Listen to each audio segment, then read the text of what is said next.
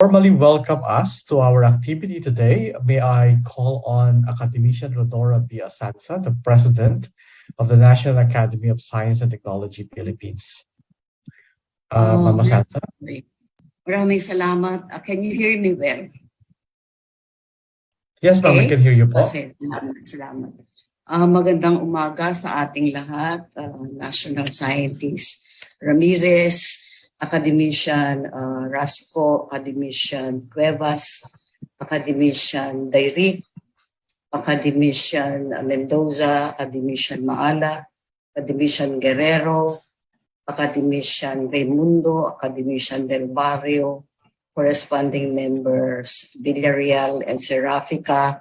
I can see from my window Director Ebora of Picard and Director Mula of the Department of Agriculture are invited experts, fellow workers in government, other participants from the science community, guests, ladies and gentlemen, a pleasant morning to all of you. On behalf of the National Academy of Science and Technology Philippines, I am pleased to welcome you all to today's focus group discussion on green technology for the food system. Today's focus is on crop production. As a symbol of the nation's commitment to science, the National Academy of Science and Technology Philippines, a collegial body administratively attached to the Department of Science and Technology, is mandated by law to serve as advisor to the President and the Cabinet on policies concerning science and technology in the country. Through various activities, members of the Academy and other experts, both local and international, present up-to-date information and raise awareness for our stakeholders and the general public on science and technology. We also put forward science-based policy recommendations to address gaps and improve policy implementation concerning various aspects of governance, including strategic planning and monitoring. This FGD aims to present information on green technology and its application to our food system, such as the utilization of environmentally friendly farming methods to improve soil and human health while simultaneously protecting the environment. Today's FGD also aims to draft appropriate and policy recommendations that should be given priority by the government. I wish that the discussions will generate a list of critical factors, key conditions that have tremendous impacts on the daily lives of our people, that will also emphasize conservation and protection of the natural resource base to ensure sustainability while improving the quality of life of the community. In particular, we hope to come up with policy recommendations that will address environmental concerns and the increasing demand for green production for the purpose of raising income and achieving sustainable agricultural development. I would like to thank the Agricultural Sciences Division and the Biological Science Division for initiating this event. Let me also acknowledge the efforts of Academician Eufemio Rasco and Academician Virginia Cuevas, who worked hard to make this event possible. I also would like to thank Michelle Luz Mondejar, Academician Marco Nemesio Montaño, Academician Virginia Cuevas, Academician Rafael Guerrero III, Dr. Marilyn Brown, and Dr. Lilia Fernando for their participation as resource experts in this focus group discussion. On behalf of the Academy, again, I would like to thank everyone for sharing your time with us, and I look forward to a meaningful and productive discussion with all of you. Again, a pleasant and safe morning to everyone. Maraming salamat po. Maraming salamat, Academician Sansa. Thank you very much for that welcome remarks. The National Academy of Science and Technology has been giving on sponsoring focus group discussions, and this, of course, aims to bring science to the public, closer to the public. So for today's discussion, we will focus on green technology and its application to the food system. And to further give us a background on this focus group discussion, as well as the expected output of our activity today, may I call on Academician Eufemio T. Rasco Jr. Academician Rasco is recognized for his pioneering and outstanding contributions in the field of plant breeding, specifically on tropical vegetables and tropical white potato breeding. He is currently the chair of the Agricultural Science Division of NAS Philippines. Academician Rasco, the floor is yours. Thank you, Dr. De La Cruz, and good morning to our panelists and participants. Our event this morning is the first of the series of focus group discussions on green technology for the food system. This series is an offshoot of the Academy's statement on food, fertilizer, and energy that was prepared in response to the series of calamities like COVID and the war in Ukraine that posed a threat to the Philippine food system. We ask ourselves, what SNT assets can we deploy to ensure that we will have enough food, fertilizer, and energy? This statement answered that question. The answer is green technology, or technology based on biology. Biology-based technology makes a lot of sense in a tropical country like the Philippines. We have a year-round climate favorable for biological activity. We do not have very cold winters and extremely hot summers. We do not have deserts. We have rain throughout the year, more or less. We have land and a lot of water bodies teeming with biological activity. But the question remains, do we have such green technologies? If so, are they ready for deployment? These are the questions that we will try to answer today. The series will consist of 5 parts: crops, animals, food packaging, energy, and lastly, a combination of the first 4 to make a regenerative and nourishing food system. We will cover everything from inputs in food production, primary production, processing, marketing, and waste management.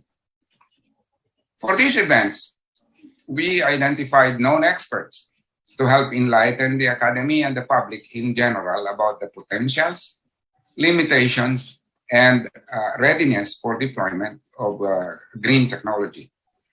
From this series of activities, the Academy will be formulating policy recommendations in line with its function to provide science-based advice to the President and the Cabinet.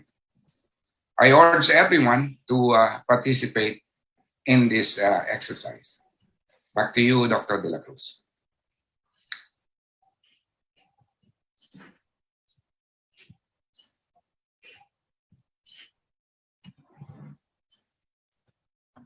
Naka-mute po yata si Sir De La Cruz. Ay, sorry, ma'am.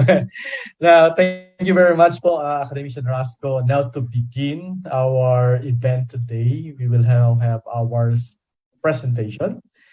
May I call on our first speaker? So our first speaker today is Michelle Luz T. Mondihar, a science research specialist at Pilrice Negros. Ms. Mondihar used to work at the Ecosystem Research and Development Bureau of the Department of Energy, Department of Environment and Natural Resources, where she contributed significantly to the establishment of methods of the National Greening Program of DNR. Her first main research area at Pilrice Los Baños was on azonobiology and culture, which is of course in support of the organic Agriculture Program of the Department of Agriculture. Her research on rice science and applied biology for rice-based environment had led her to publish scientific papers in reference journals and research papers in scientific conferences. She finished her BS in agriculture, major in agronomy, specializing in plant breeding at UPLB in 2013. So let's welcome Michelle Lucy Mondihar.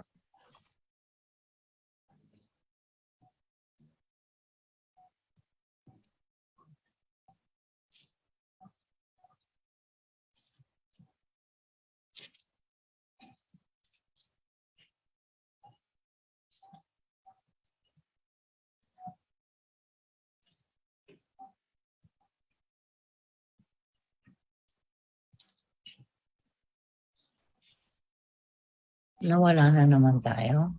Wala tayong Walang sound. sound.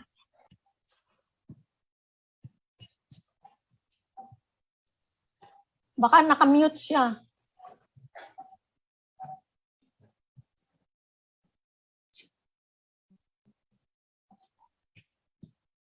Nakamute nga.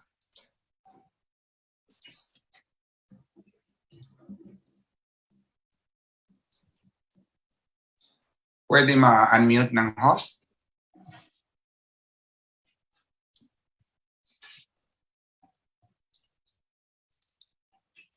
I think she has also to unmute herself. No?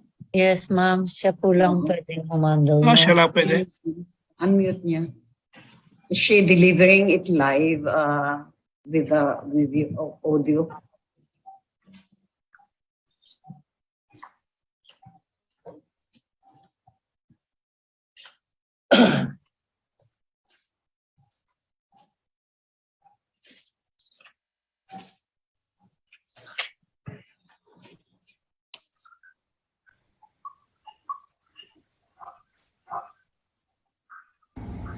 Good morning. Thank you for inviting me here to share with you about Azolla. The importance of Azolla as biofertilizer comes from the biological nitrogen fixation of its symbiont, Anabena. These associations can fixes about 1.2 kg of nitrogen per hectare daily, or about 864 kg nitrogen per hectare annually. Azolla can be grown in propagation ponds or can be in dual culture with rice. Both of these methods of propagation, including its utilization as biofertilizer for lowland rice, upland crops, and feeds to farm animals, are discussed on the training manual produced by NAAP UPLB-DA in 1988. In a hectare paddy field with fully grown Azolla, the estimated Azolla biomass is 20 tons per hectare. Based on analysis, its moisture content is 95% and nitrogen content of 3 to 4%. The 20 tons per hectare is equivalent to 30 kg nitrogen per hectare. And according to the study conducted by Payawal in 1989, rice yields of 50 to 100% greater than that not fertilized with Azolla can be obtained, and Azolla can substitute 50% of the inorganic N with equal yields.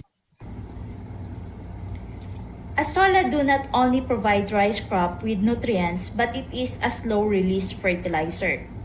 The Azolla N become available to the rice crop upon decomposition between 30 to 60 days compared with the urea N available only within 30 days. It increases humus content of the soil, making it fertile. Its roots absorbs nutrients from the floodwater. Some say that Azolla competes with other nutrients applied to the rice, but that is not true. Because when we look on the root system of Azolla, it is shorter enough than the roots of the rice, and it can only absorb nutrients from the floodwater. With that, it actually recycles the nutrients that will be lost through ammonia volatilization. Azolla matting shades the soil, making the small weeds not able to penetrate. This is the three methods developed for the utilization of Azolla by intercropping in rice of the AUPLB NAAP. The main consideration here is how fast the Azolla reproduced measured by its doubling time. The recommended amount of Azolla to be inoculated to the rice field is 0.2 kg per meter squared. If you have a hectare rice field, it requires 2,000 kg of Azolla in every inoculation. The problem is that Azolla is vulnerable with environmental variabilities, for example, desiccations during fallow period. The problem before of the farmers is when they need to re-inoculate. Among these specific problems encountered by paddy rice farmers in adopting Azolla technologies during the implementation of NAAP in 1980s include the occasional flooding due to heavy rains wash away the Azolla from the paddies. The soil was unable to hold water for a long time, thereby minimizing Azolla survival, and non-suitability of Azolla varieties for some areas, and damage of Azolla biomass caused by the use of weedicide by some farmers. Even though farmers are not aware of the importance of Azolla, there are places in the Philippines where Azolla still thrives. The Azolla in these places have common traits. First, they are adapted to local conditions, and Azolla are sporulating. The reproduction of Azolla are both asexual, or the vegetative fragmentation, determined by its doubling time, and sexual or through spores. During the implementation of NAAP, they already developed methods of harvesting and growing Azolla from spores. They developed it not really focusing on the sustainability of Azolla in rice environment, but for ease of distribution of Azolla to farmers. The vegetative means of multiplying Azolla, which was the main basis for selection of Azolla, possess a great problem to farmers whenever they need to re-inoculate. The hydrological condition in the paddies may change abruptly that it may threaten the survival of Azolla as hydrophyte. These slides show our observations in Mayhay Laguna, which explain the persistence of Azolla in the local condition. So despite its rapid biomass production, Azolla cannot survive long enough, especially during the 1 to 2 months fallow period due to decrease in soil moisture. So our observations here in Mayhay show that growth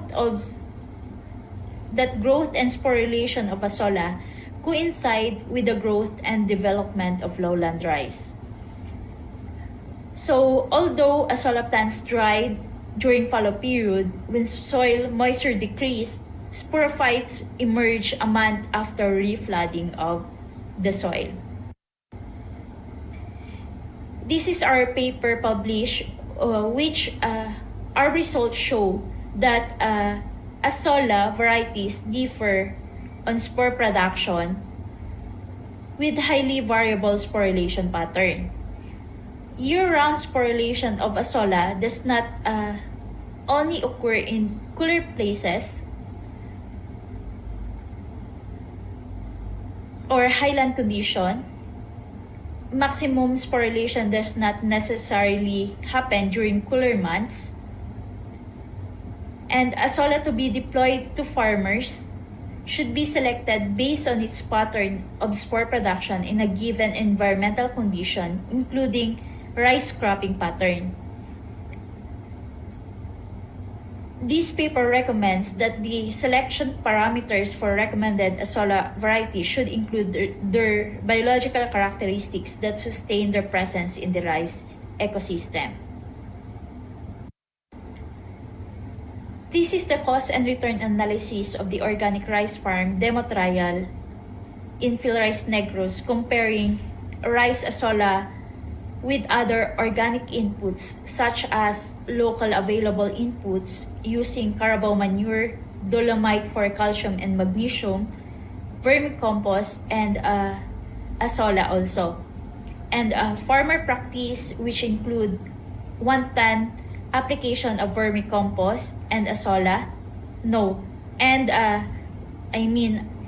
fish amino acids and fish or fermented plant juices and fermented fruit juices. So on the first season here, rice azolla had the highest grain yield for both high-yielding varieties and tradvars. Since it is also the lowest production cost, the net incomes using rice azolla are the highest, even though rice azolla do not obtain the highest yield in 2022 dry season, which is here the farmer practice. Rice azolla remains to have the highest income mainly because of its total production cost. Our inputs related to nutrient management only include maintenance of azolla and incorporation of azolla to the soil using rotary weeder in rice azolla. As biofertilizer for upland crops, azolla can be applied fresh, dried, or as a compost. It significantly increases soil organic matter content, cation exchange, and aggregate stability. It gives equal and sometimes better effects on crops than commercial inorganic fertilizers. It reduces composting time from 10 to 5 weeks. It has low carbon to nitrogen ratio, and it has a natural slow release effect. I already discussed the use of azolla as fertilizer. Other uses of azolla include as feed, fuel, and food. So its uses is for Fs. As feed, the table present the proximate analysis conducted from different studies. Azolla is widely known also as feed for poultry and livestock and fish because of its high protein content. It is also rich in amino acids. It is only deficient in methionine and cysteine. For complete diets of farm animals, supplementation of other feed sources with these amino acids is needed. As biofuel, the discovery of azolla in Arctic region during the A6 expedition, which explained the global change of climate from greenhouse world to ice house world, is its big entryway for its value in biofuel industry. With the advent of biotechnology, uplifted researches on optimization of the growth, effective lipid extraction, and conversion of azolla to biofuel are being conducted. As a food, it is being evaluated as a component of the space diet during the habitation on Mars. For summary and recommendation of azolla as biofertilizer, azolla can certainly coexist favorably with paddy rice.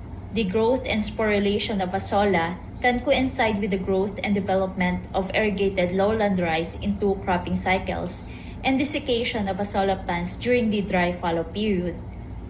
The persistence of azolla is associated with the production of spores and favorable environmental conditions to induce sporulation. Azolla varieties differ in spore production with highly variable sporulation pattern. Selection parameters for recommended azolla varieties should include their biological characteristics that sustain their presence in the rice ecosystem. Azolla to be deployed to farmers should be selected based on its pattern of spore production in a given environment, including the rice cropping pattern. For the operation plan, this is an example of operation plan that can be conducted in each region for the technology deployment of azolla as biofertilizer for rice. Actually, we have a proposal of this for Region 3. PhilRise can partner with SUCs for the implementation of research activities, focusing on the fine-tuning activities to address problems related to the deployment of the technology. So these activities include evaluation of Azolla varieties, identification of rice areas suitable for growing of Azolla, and performance evaluation of rice and Azolla varieties in rice Azolla farming system. LGUs, farmers associations, and cooperatives can be tapped on the technology demonstrations and promotion to farmers. Trainings can be conducted to capacitate AEWs or extensionists and farmers on the utilization of Azolla. Azolla varieties selected as best performing varieties of Azolla can be mass produced in the propagation ponds in the, for example, main center, the PhilRise, and selected demo fields of LGUs and or farmer associations and cooperatives as sub-centers. Azolla inoculums produced will be used in the techno demonstration trials available for distribution to farmers. As an ending quote, the implementation of technological change must involve critics as well as advocates. Thank you very much for listening. All right, thank you very much, Ms. Mandihar, for your presentation on Azolla. So this time from Azolla, let's proceed to seaweeds as biogrowth promoters. Our second speaker today is academician Marco Nemencio Montaño. Academician Montaño is recognized for his outstanding scientific achievements in the field of biological chemistry, specifically in the structural, chemical, and physical studies of carrageenan, agar, and other polysaccharides from Philippine seaweeds. His research outputs on the chemical and physical characteristics and quality of Philippine natural-grade carrageenan, agars from different seaweeds, effects of seasonal variations on agar composition and quality, stability and post-harvest characteristics, alginates and byproducts such as seaweed fertilizer and ink for the textile industry have significantly contributed to the strengthening and expansion of the Philippine seaweed industry. His research work encompasses the effects of pollution, seagrass utilization, and diseases of seagrasses and their phycocolloids, as well as their impact on the marine environment. Academician Montaño was elected to the Academy in 2020. So the floor is now yours, Academician Montaño. Thank you. Good morning. Let me share my slides first.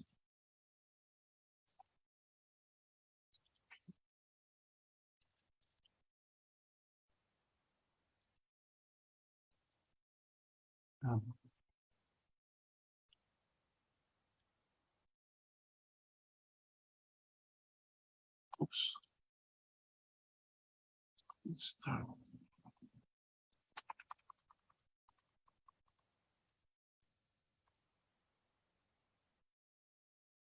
Okay. I'll talk about seaweed as biogrowth promoter, biostimulant. Basically, they're called now seaweed extract concentrates. That is the general term for in Europe, where they use also the seaweed extracts for cosmetic purposes or medicinal purposes.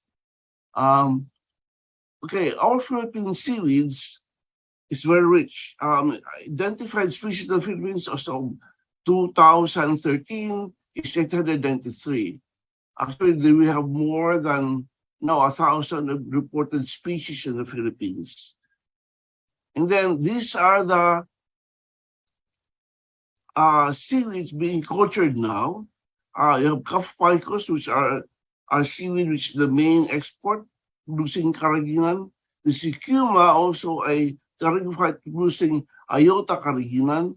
You have Sargassum, which had been tried to be farmed, but the farm was destroyed by the Odette, Typhoon Odette. Caulerpa, of course, you know, a rosette in the Dentifera. You have gracillary species, which before Sorsogon supported about the use of fertilizer. And we have Odoa lactuca, which also this what tendency or the trends to farm this Baratuka because it contains a lot of protein. Now, most of the seaweed extracts based for fertilizers or for crop waters in the Philippines is based on sargassum because of its abundance.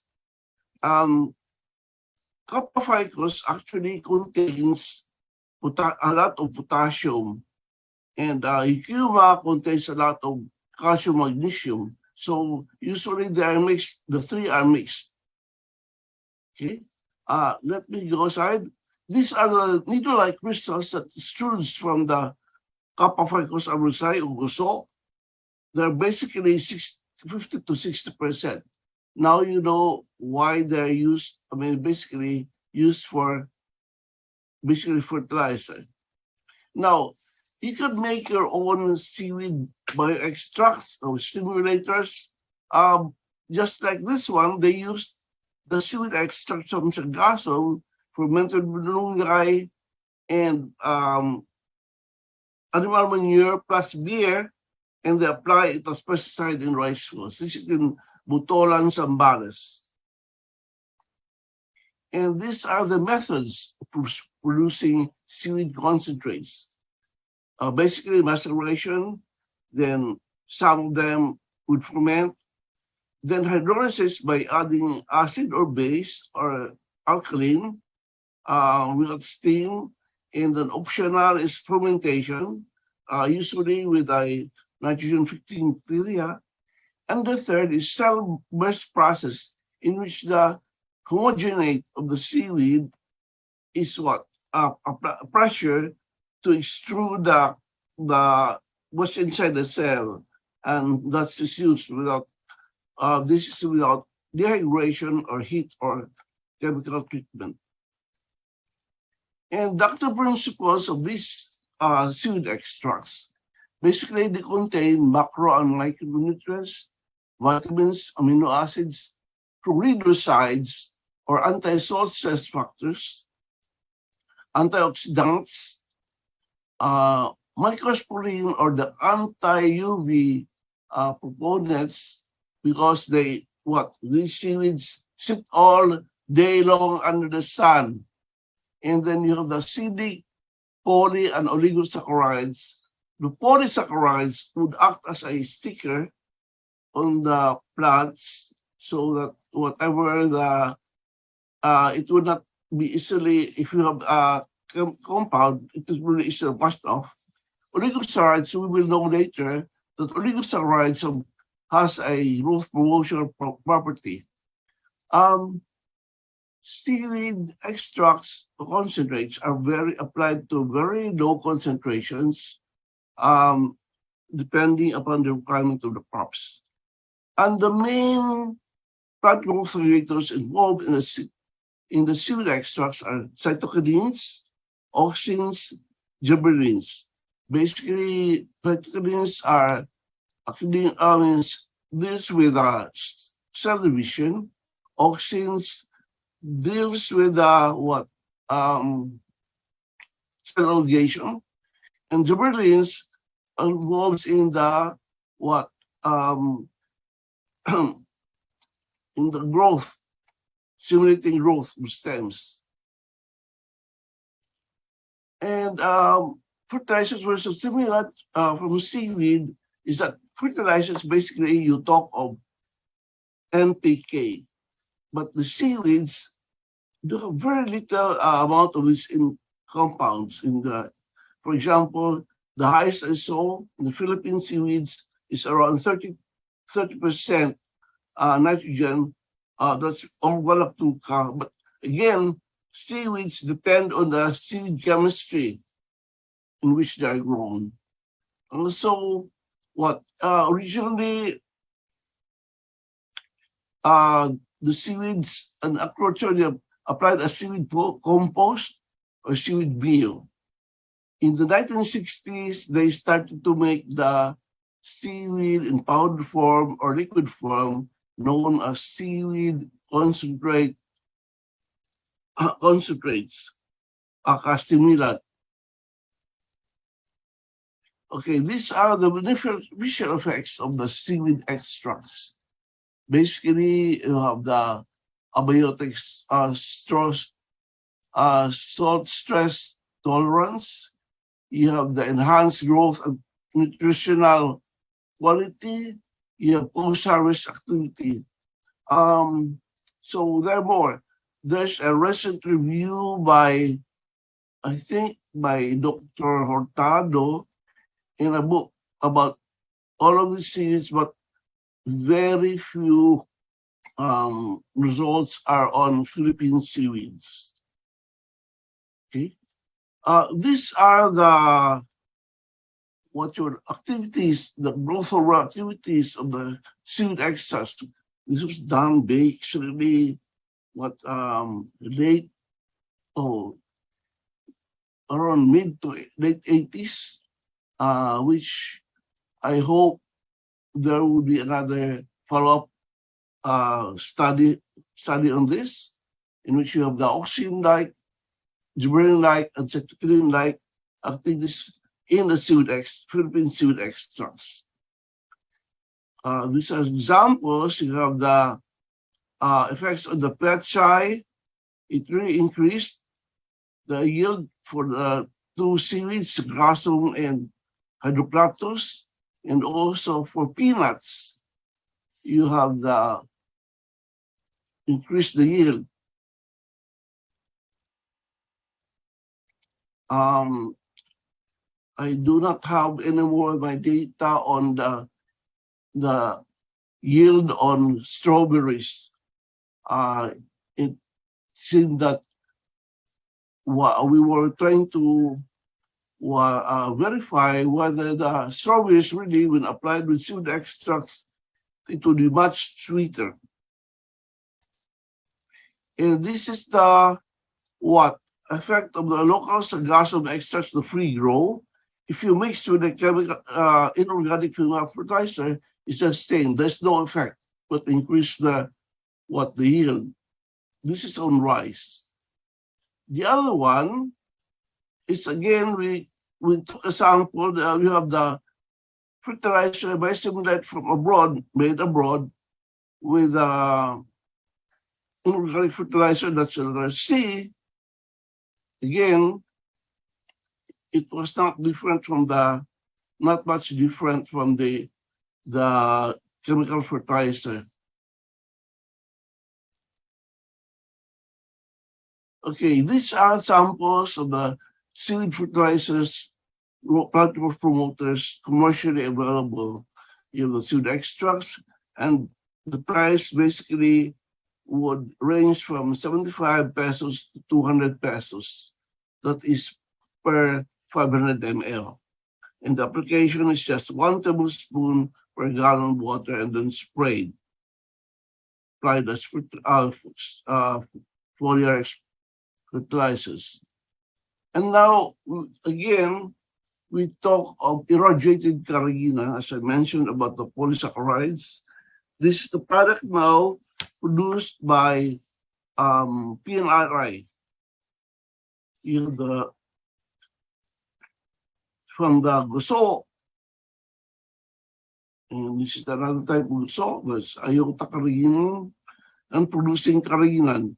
This carrageenan, powdered carrageenan, is irradiated, such as this, and at 100 kilograms, you have the growth is faster to rise, later faster to rise.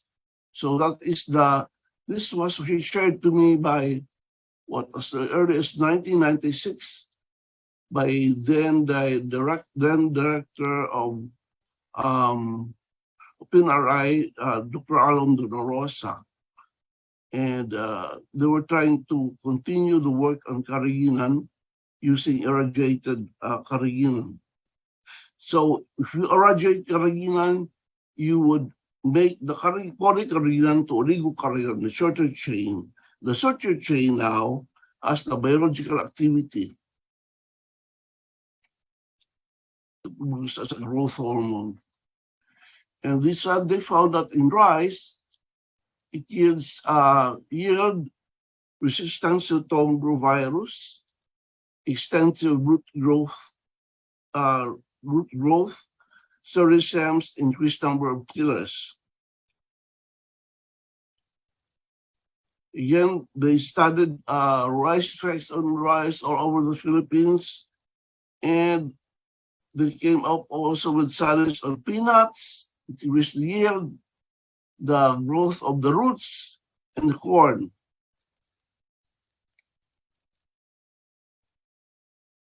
Again, those to be interested for the ecology, apply to Dr. Marcos Galvez, and then to Dr. Carl Arcilia of PNRI.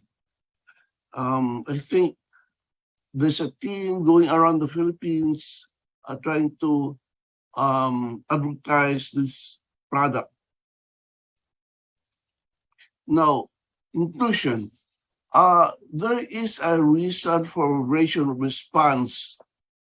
Number one is the interaction between the crop and the seed extract concentrate.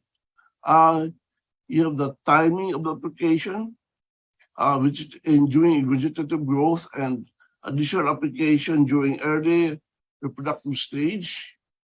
Then you also have variations of the active principles and the seeds should be determine whether when the seed was taken. Is it seasonal, whether the collection was done in the lunar cycle, diurnal, and race-related. Also, the post-harvest seaweed would depend on on the heat and pH sensitive. Basically, the longer you store the seed, the less bioactivity is found. Then you have the growth promoting ability of the seed stimulant. You have to you apply depending on the dose. It's their dose response dependent. Okay, low concentrations and inhibitory at high concentrations. Now, as of now, there's no trade data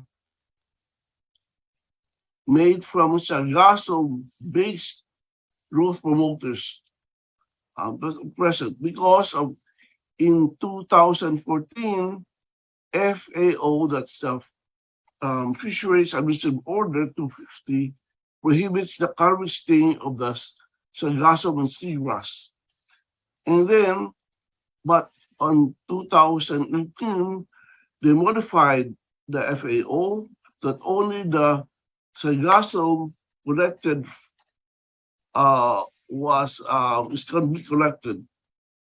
And also, the small-scale farmers have not stopped producing as of now because they need something like complaint is that they don't have funds for organic certification.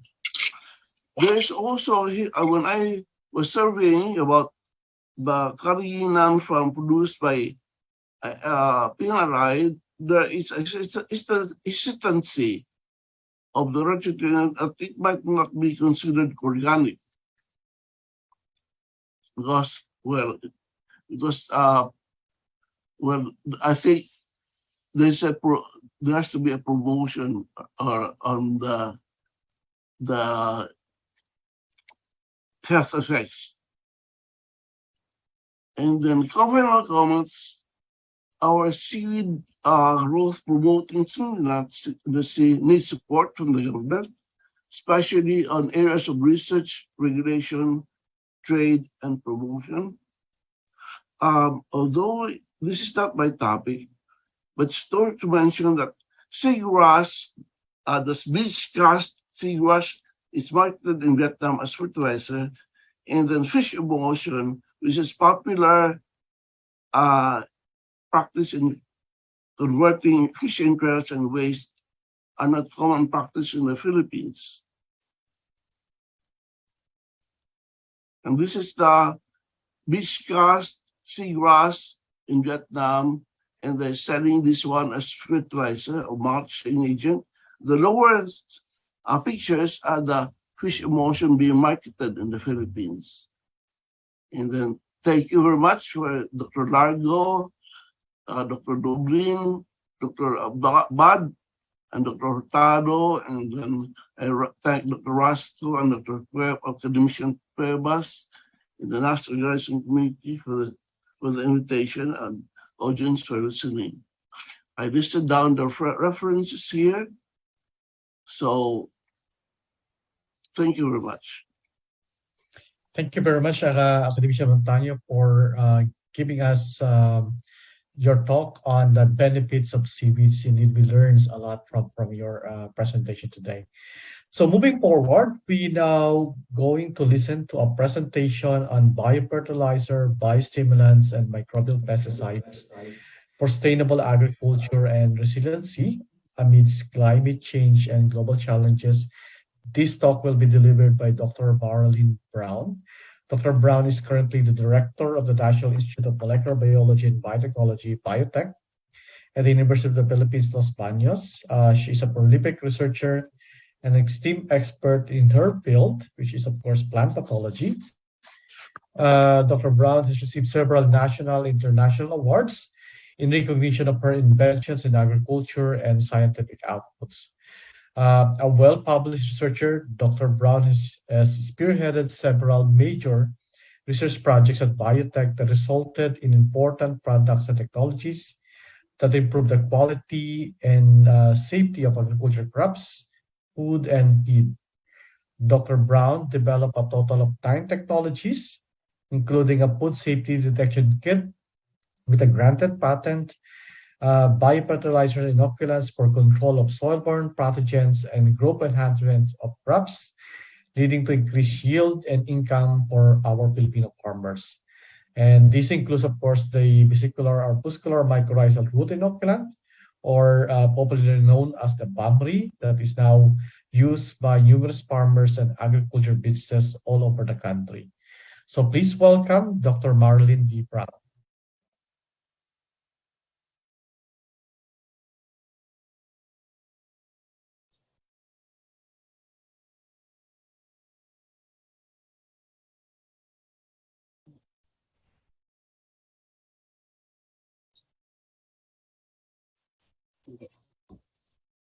Thank you, Tom. Good morning po sa lahat. So I will start my presentation. Pero this is the right time for me to ask the help of the policy advocacy group. Kailangan natin talaga yun. Okay, so to begin with, the title of our presentation has been mentioned by Dr. Tom.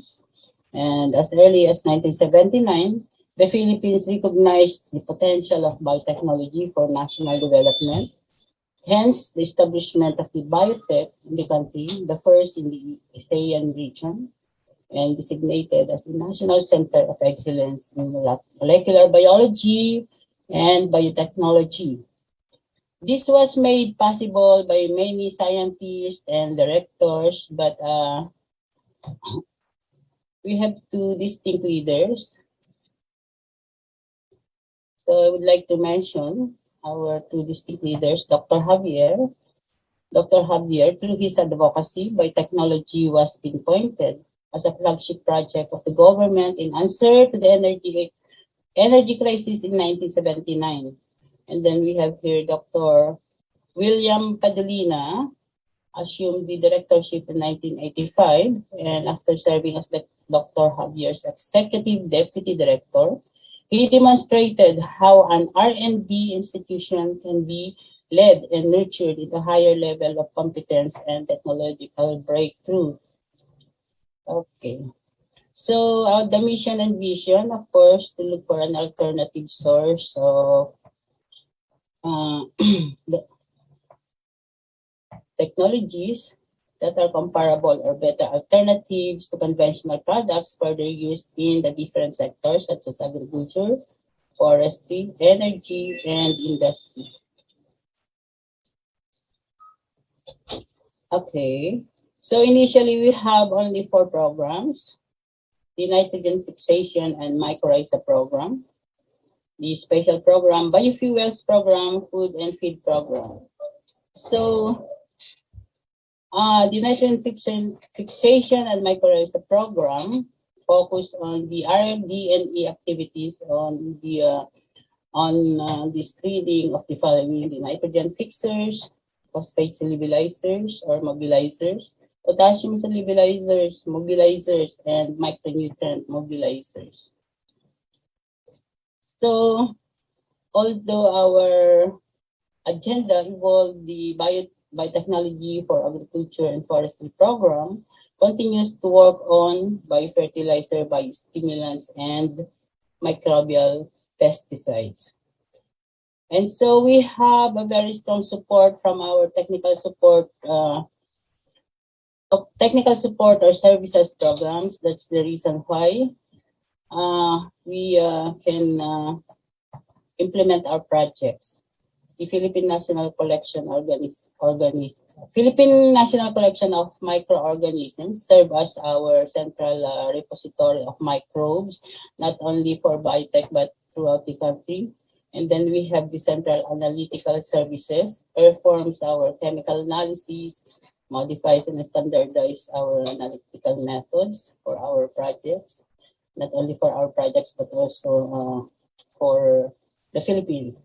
And we also have the Philippine Electron Microscopy Services, and then the Fermentation, Engineering, and Service Laboratory that provides engineering and technical assistance to translate the biotechnologies developed in the laboratories into pilot and viable commercial scale. So, after 4 decades from the Institute inception, it has developed more than 60 products or technologies that contribute significantly to crop productivity, food security, and sustainability for national development. And also, these are made for the maintenance of ecologically safe environment. Okay, just to enumerate the products that we develop, we call this the BB and Sara. So these are the nitrogen fixers that we had, BioN. This is BioN for rice and for corn. So supplement for nitrogen, and then the NitroPlus for legume plants. And we have newly developed nitrogen fixers, the NitroLink. This is compatible with the mycorrhizal fungi that we had. And for the phosphorus, potassium, and zinc solubilizers, we have 3. And also, the new is the ORIZINC for zinc. This is substitute or supplement for zinc fertilizer. And then for biostimulants, we have the BioGrow, the Nutrio, and this HormoGrow, BioGrow, and the Nutrio. But this Nutrio is already being mass-produced, spin-off by the developer. So this was developed from the project funded by Picard. And then we have the compost inoculant. So the BioGreen, this is the product, but using BioQuick, we can rapidly decompose the materials, and then the product, the BioGreen, is enriched with BioFix. So, and then I just would like to show you how the mycorrhiza work so that you can easily understand this. The mycorrhiza serve as root extenders and nutrient mobilizers, and solubilizers. So I am talking with all the kinds of nutrients needed by the plants, the NPK, NPK, the calcium, the magnesium, and other micronutrients. They provide also root protection, provides active microbial diversity for healthier soil and plant, and promotes good soil structure and tolerance of plants to drought and diseases. Ayan. So for mycorrhizal inoculants, we developed 3 that can be used for all plants. Actually, this is for mycorrhizal fungi alone, only 85% of all plants are compatible with mycorrhiza. However, with the additional of the mycorrhiza helpers, the third symbionts, these 3 inoculants can now use to all kinds of plants. But the other plant, the brown magic for orchids only, the mycobro for forest trees, and for mycocap, this is similar to mycobum, but in capsule form for trees. Okay. So the other microbial biopesticides, ito yung aming microbial. We have newly developed product for Cassava phytoplasma disease. We call it bioplasma. And then we have the Acticon for Fusarium oxysporum control, the wilt cure. We also have the high yeast and the Bactrolep for ish. But we are not mass producing these 3. BTO to kill oriental fruit flies, and then Bactrolep for Asiatic corn borer, and diamond black moth. Okay. So I would like, because I just would like to show you a sample of the cost and benefit analysis. So for bio-N for corn, we can save 8,100 per hectare. So based from the new price for the urea or fertilizers, so right now we base our calculations, computation from 4 bags per hectare. Without bio-N, the amount to be used is 4,300, equivalent to 17,200, and then with bio-N, because only 50% of the fertilizers will be used, so yun, 8,600 lang, and then additional 500 for the bio-N. So per hectare, we have a savings of 8,100 per hectare. And then based from the area planted to rice, we have 4.4 million hectares for rice, and then for 2 seasons, ayan, requirement for bio-N, 44 million. And then ito yung cost of bio-N, 4.4 billion only. So we have a savings, for example, of 71 billion. Yan. The same is true with corn. So at present, we have 2 kinds of inoculant, the ready to use for farmers and the concentrates. So the concentrates are being distributed to different mixing plants. However, these mixing plants are already they are not being used. So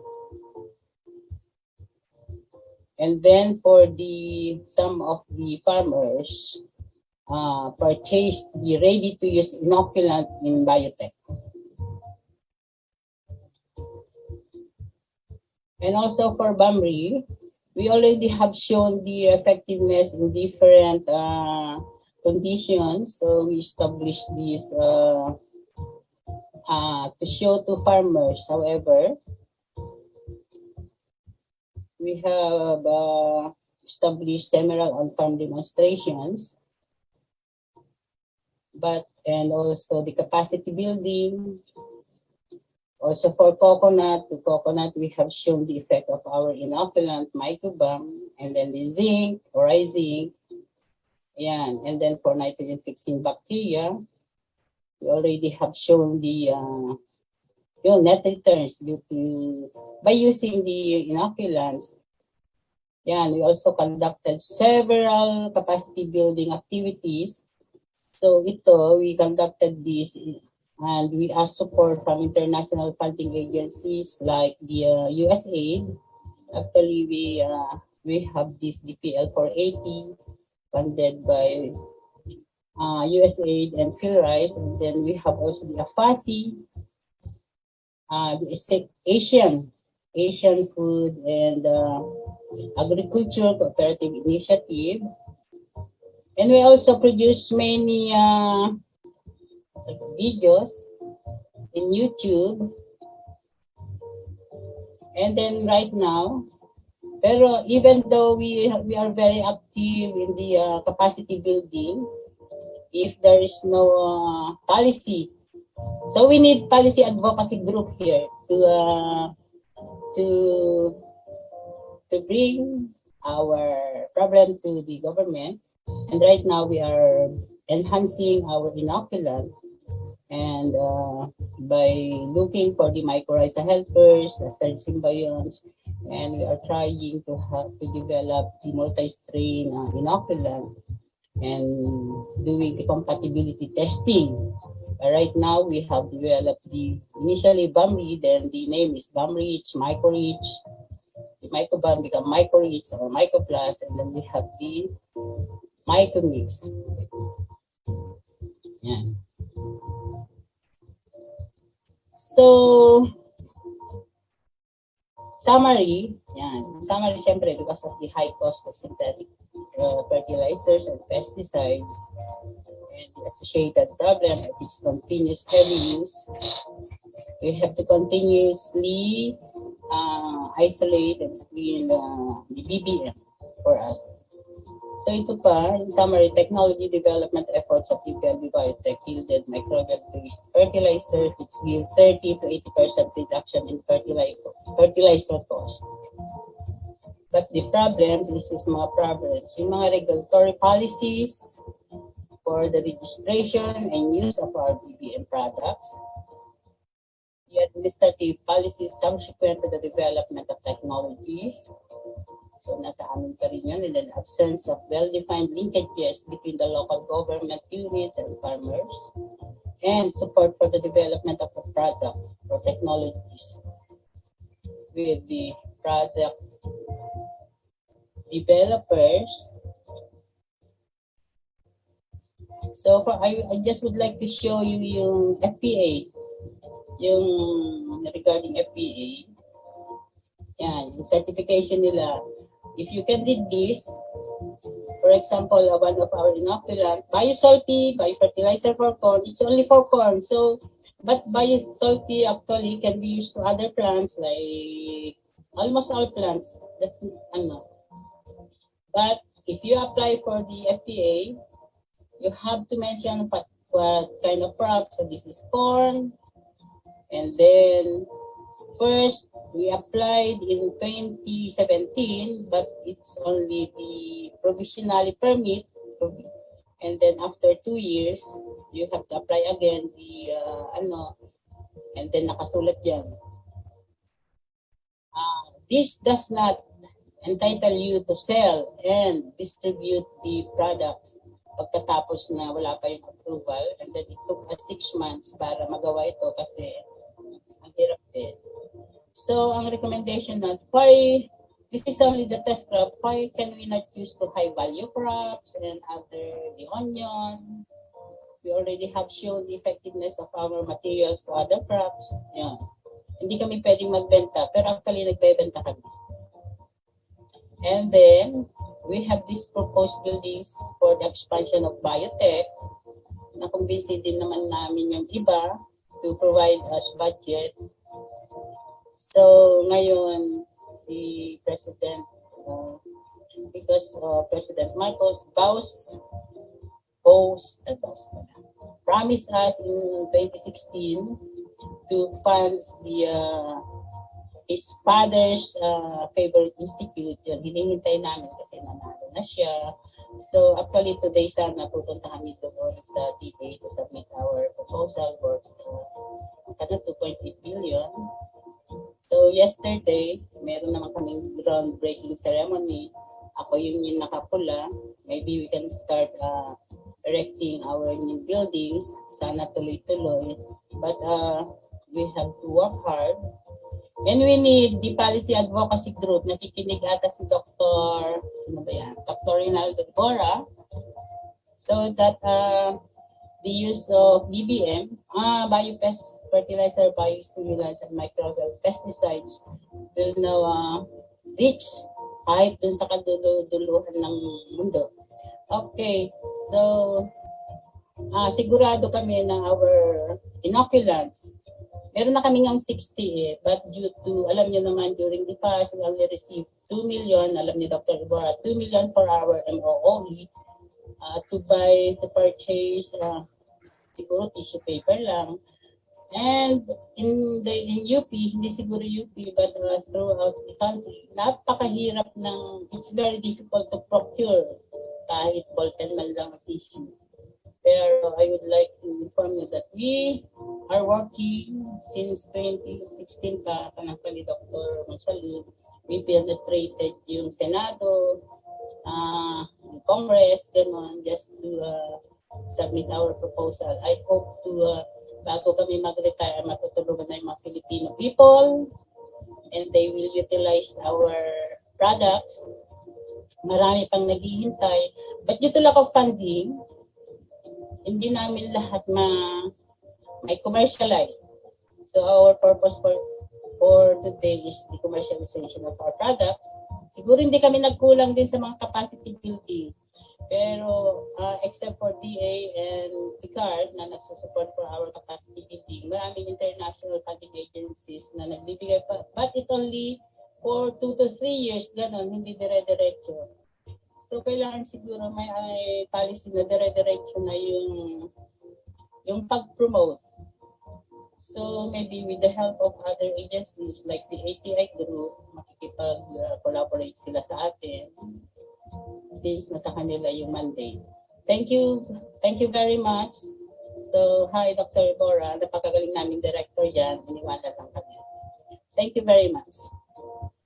Thank you very much, Ma'am Jinky, for that wonderful presentation and for sharing with us the enormous products developed by Biotech. No? So napakadami yung produkto nila, around 60 products na yung nagawa nila. No?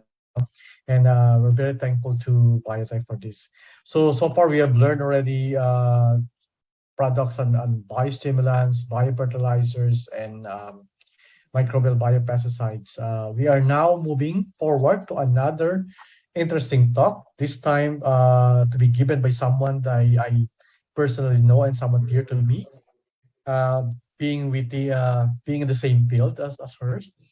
So our next speaker is academician Virginia C. Cuevas, a member of the Biological Sciences Division of NAS Philippines. She will present a paper on the recent developments in recycling bio-wastes.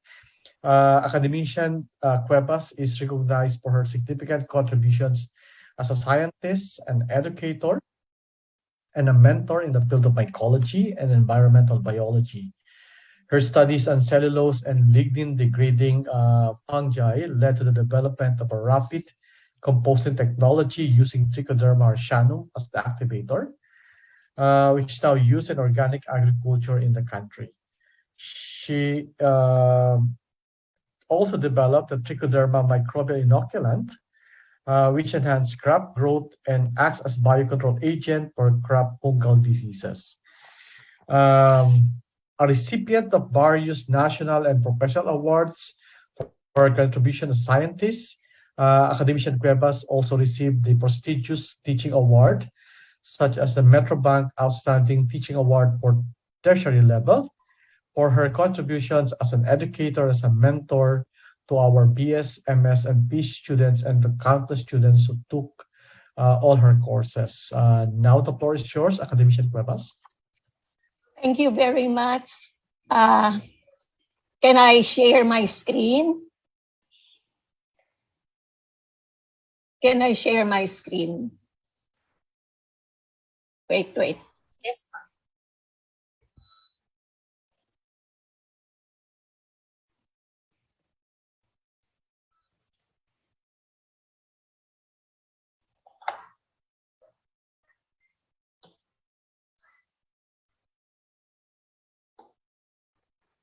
Okay, my presentation is recent developments in recycling bio-waste. This is my outline. I'll be presenting three technologies, and I'll be also discussing the constraints in relation to dissemination of information on these technologies. The first one is management of household waste in urban setting. We know that our cities are thickly populated and they generate large amounts of household waste, and space is very limited. Therefore, composting sites are very close to residential houses. Therefore, the composting process must be clean, dry, and will not pose any health hazards to residents. In 2009 to 2010, Honorable Cynthia Villar, then Congressman of Las Piñas City, requested for technical assistance from then Chancellor Luis Rey Velasco. I was appointed as project leader of the UPLB team. I recommended a semi-mechanized composting of bio-waste, which was pilot tested in Pamplona dos, Las Piñas, and later implemented in different barangays of Las Piñas City. So the bio-waste are segregated at the household level. Then I recommend that then it is mixed with coconut coir dust to absorb the moisture, and the moisture must be maintained at 70%, and then mixed with trichoderma activator. Then the bio-waste are shredded and then loaded in a modified drum composter.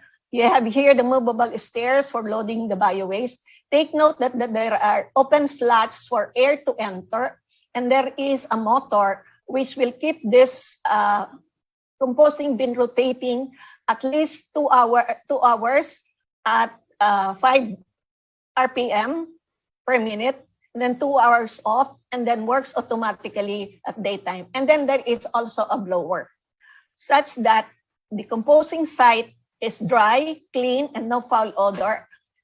Take note that this is operated only during daytime. Nighttime, there is a tendency for anaerobiosis, so there is also the probability of having foul smell. But then there is a bacterial inoculant to decompose the amines that would cause the foul odor. Pamplona DOS also installed solar panels in the barangay, coordinated with Meralco, so that's from 2016 up to the present, they were able to save on cost of electricity. Now, the barangays in Las Piñas would have 4 drum composters that are rotating and serving around 2,500 households per barangay. Now,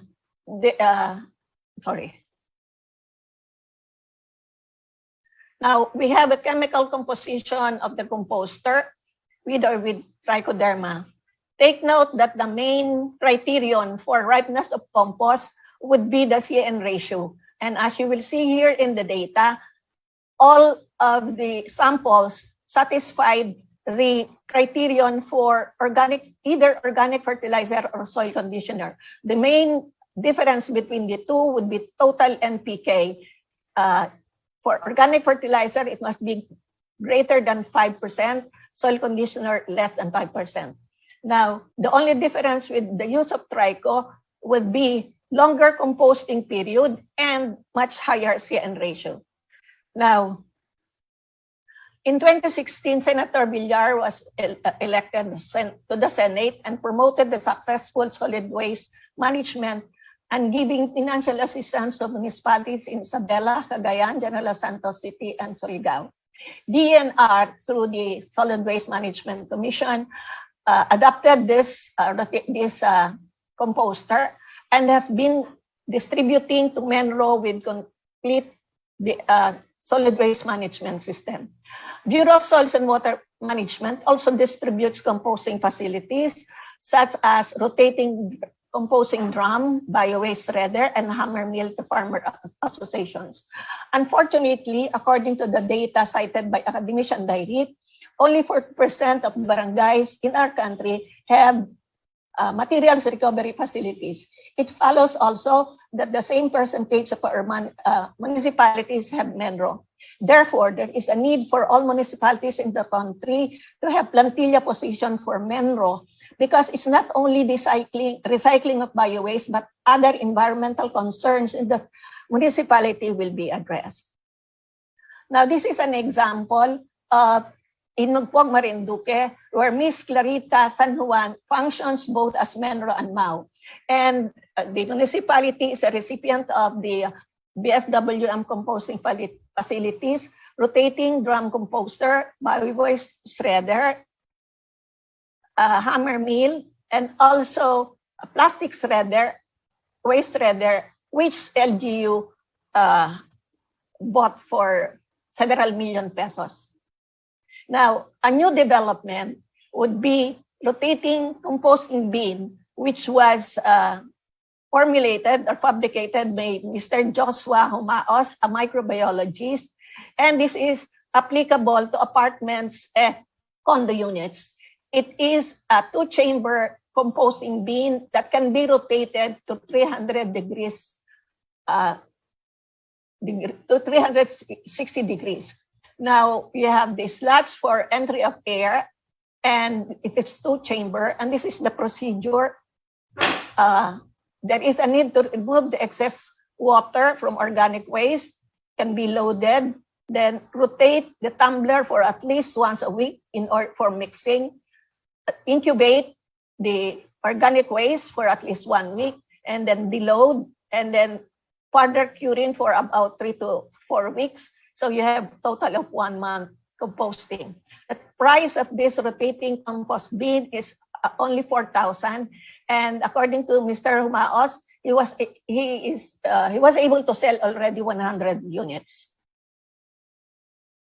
Now, another technology is the easy, farmer-friendly rapid composting of rice straw. This is quite different from the usual windrow type. After harvest, farmers will scatter the rice straw on the same paddy where they will be collected.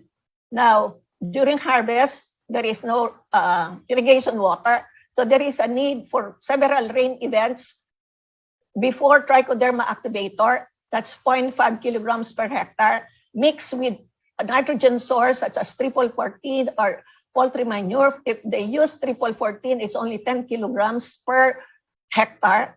This will be composted aerobically, and then during land preparation, it can be mixed with the topsoil and serve as the basal fertilizer. The moisturized seeds, palay seeds, will be coated by Trichoderma microbial inoculant, and Trichoderma microbial inoculant is a growth promoter, biofertilizer, and biopesticides. Now, we maintained 2 paddies. This is in Magpog, Marinduque, and we monitored the performance. 1 month after transplant, the LCC reading in the control or the farmer's practice without trichoderma and without the rice straw, LCC is 2.33, which shows insufficiency of nitrogen, and you have yellow-green leaves. LCC for the treated paddies would be 3.3, which shows the green leaves of the rice plants, and there is no nitrogen deficiency. Now, these are the results.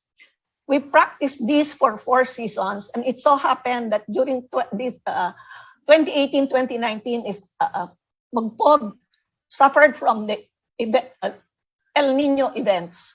So there is water stress level. We categorize it from 0 to 5. Water stress level is 1, water limited towards grain filling stage.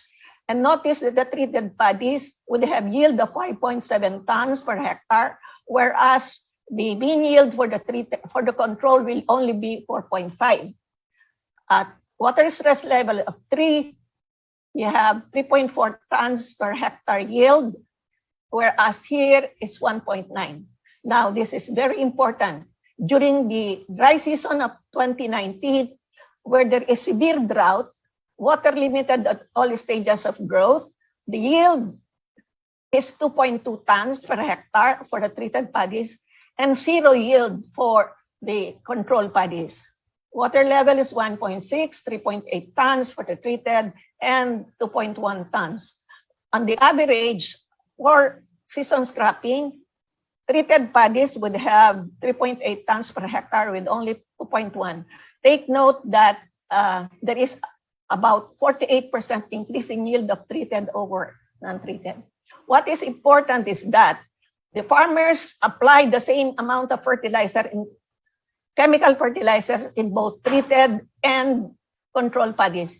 But based on computation, the treated paddies would get additional nutrients from the compost that was applied. And the Trichoderma microbial inoculum help the rice plants to absorb efficiently the added nutrients from the fertilizer and compost. As you will see here, this is from IRRI recommended mineral inputs to attain yield.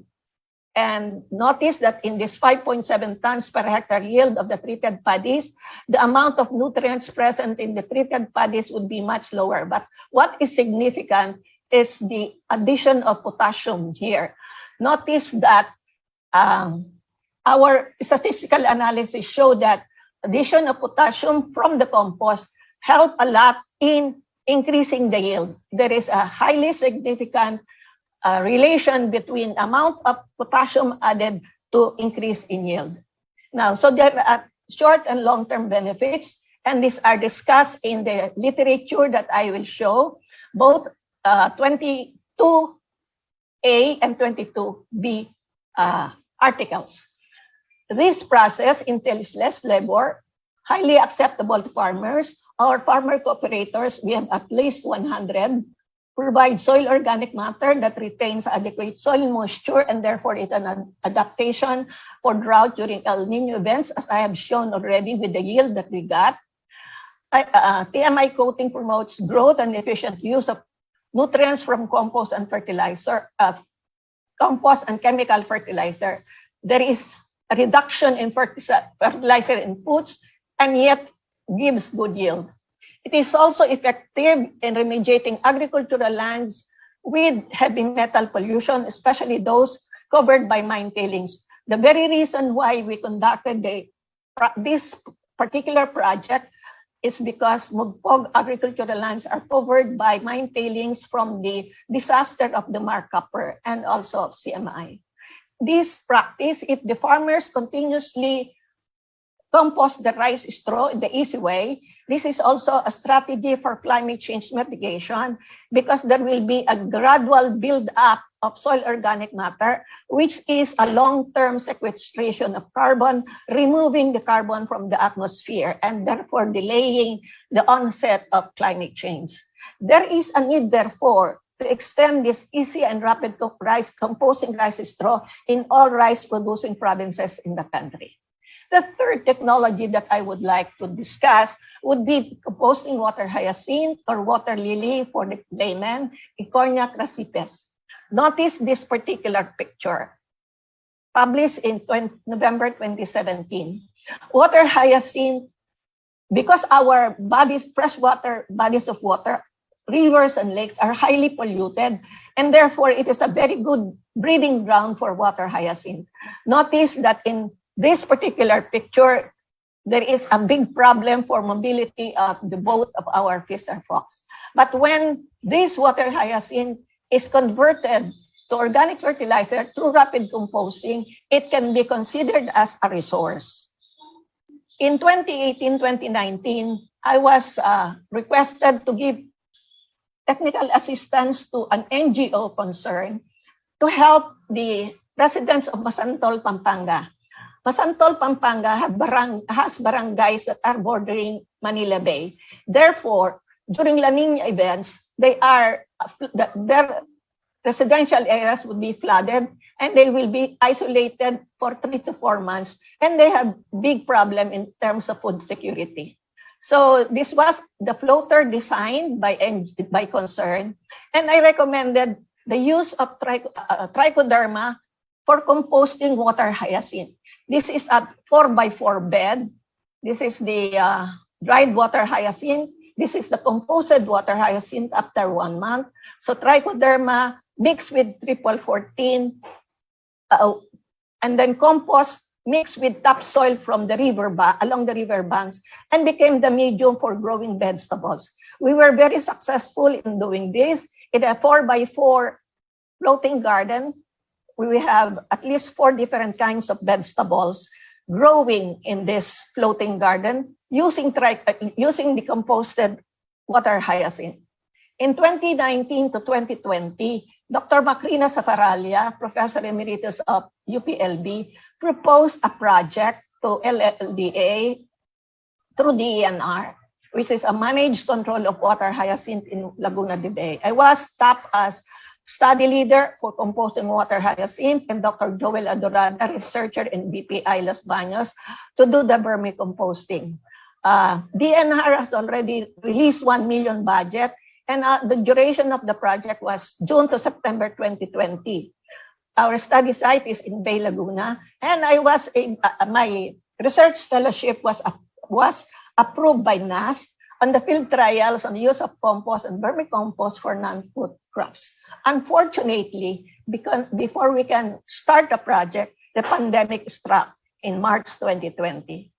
The key components for composting the water hyacinth would be a shredder like this, that would be from Biomech, Sayat, and it can be operated either using diesel or electric power, and of course, the trichoderma activator plus triple 14 chemical fertilizer. Notice this biomass of water hyacinth. In less than 1 minute, this shredder was able to transform this biomass into this 1 centimeter particle size water hyacinth. We have the project as a potential to compost 10 tons per month of water hyacinth, and Dr. Safaralia has designed a scheme for controlled removal of water hyacinth from bodies of water in the country. So these are the projected outputs, guidelines on rapid composting water hyacinth, use of the compost and vermicompost as components of food and non-food crops, managed control of water hyacinth, because there are other uses of water hyacinths as in handicraft industry. Water hyacinth can also be used for control of heavy metal pollution, and it can also provide shelter for fish fry during typhoons. If the project was materialized, we can have a model wherein nutrient cycling from the upland to bodies of water and back to the upland. There is a need, therefore, to pilot test this rapid composting of water hyacinth in the municipalities in our country along the shores of lakes and rivers that are infested with water hyacinth. And we have plenty of those. Water hyacinth infestation is laganap sa buong bansa. We have the flooding in Cotabato City because of the water hyacinth in 2011. So this is the Biospark Corporation Trichoderma Activator and the Trichoderma Microbial Inoculant with biofertilizer, biofungicide, and growth promoter.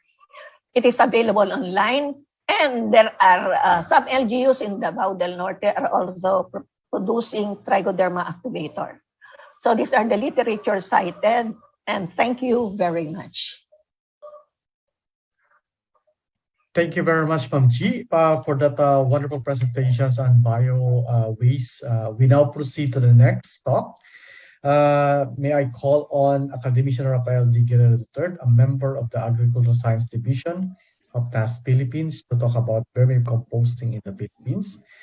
Academician Guerrero is recognized for his significant scientific and technological contributions to the development of sex reversal and hatchery techniques for tilapia that led to its commercial production in the Philippines and other countries, and for his leadership in the fisheries sectors. He obtained his PhD in fisheries management from Auburn University, his MS in applied zoology, and BS in zoology from the University of the Philippines. He was elected to the Academy in 1992. So the virtual floor is now yours, Academician Guerrero.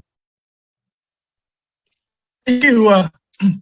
Thank you, Dr. De La Cruz. I'll try to share my slides now. If not, I will ask John to show them. John, can you do it?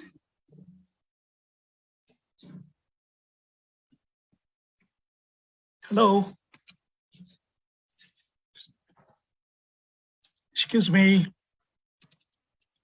I will ask John because I have a problem sharing it with my computer. Hello, John. Yes. Mr. Tupas around? Yes. Yep. Just share the slides, please.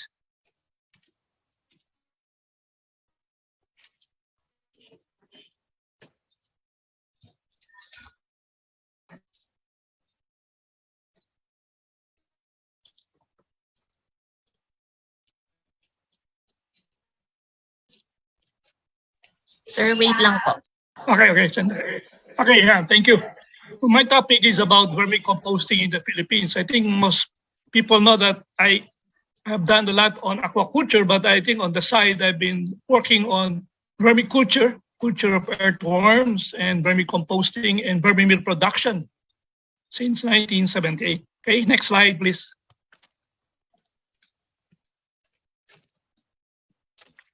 Okay.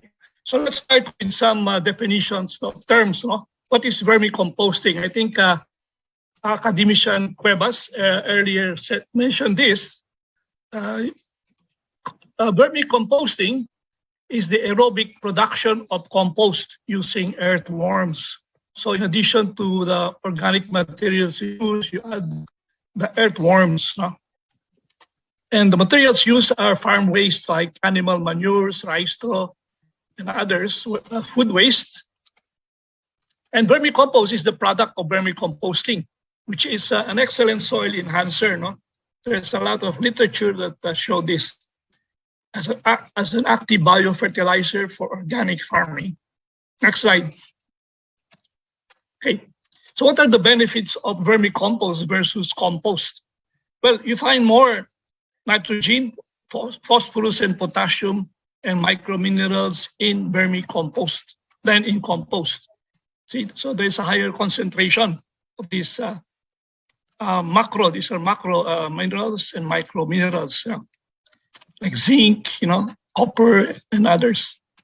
There are also more beneficial microorganisms. So the vermicompost is a living fertilizer, okay, and there are beneficial effects, okay, like nitrogen fixation, so phosphorus solubilization, and others.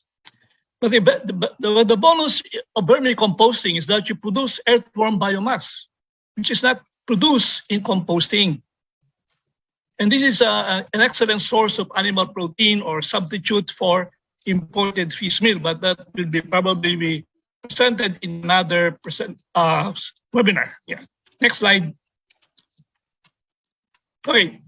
Let us try to get a better understanding of what earthworms are. I think we are more familiar with bacteria, but what are earthworms? Well, they are harmless segmented invertebrates. They're macroinvertebrates, and they're not parasitic. No?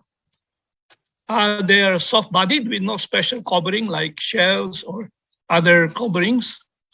They breathe through the skin. They feed on moist organic materials, which in bacteria and fungi, which they actually feed on. So the organic materials produce the bacteria and fungi that the earthworms use as their food.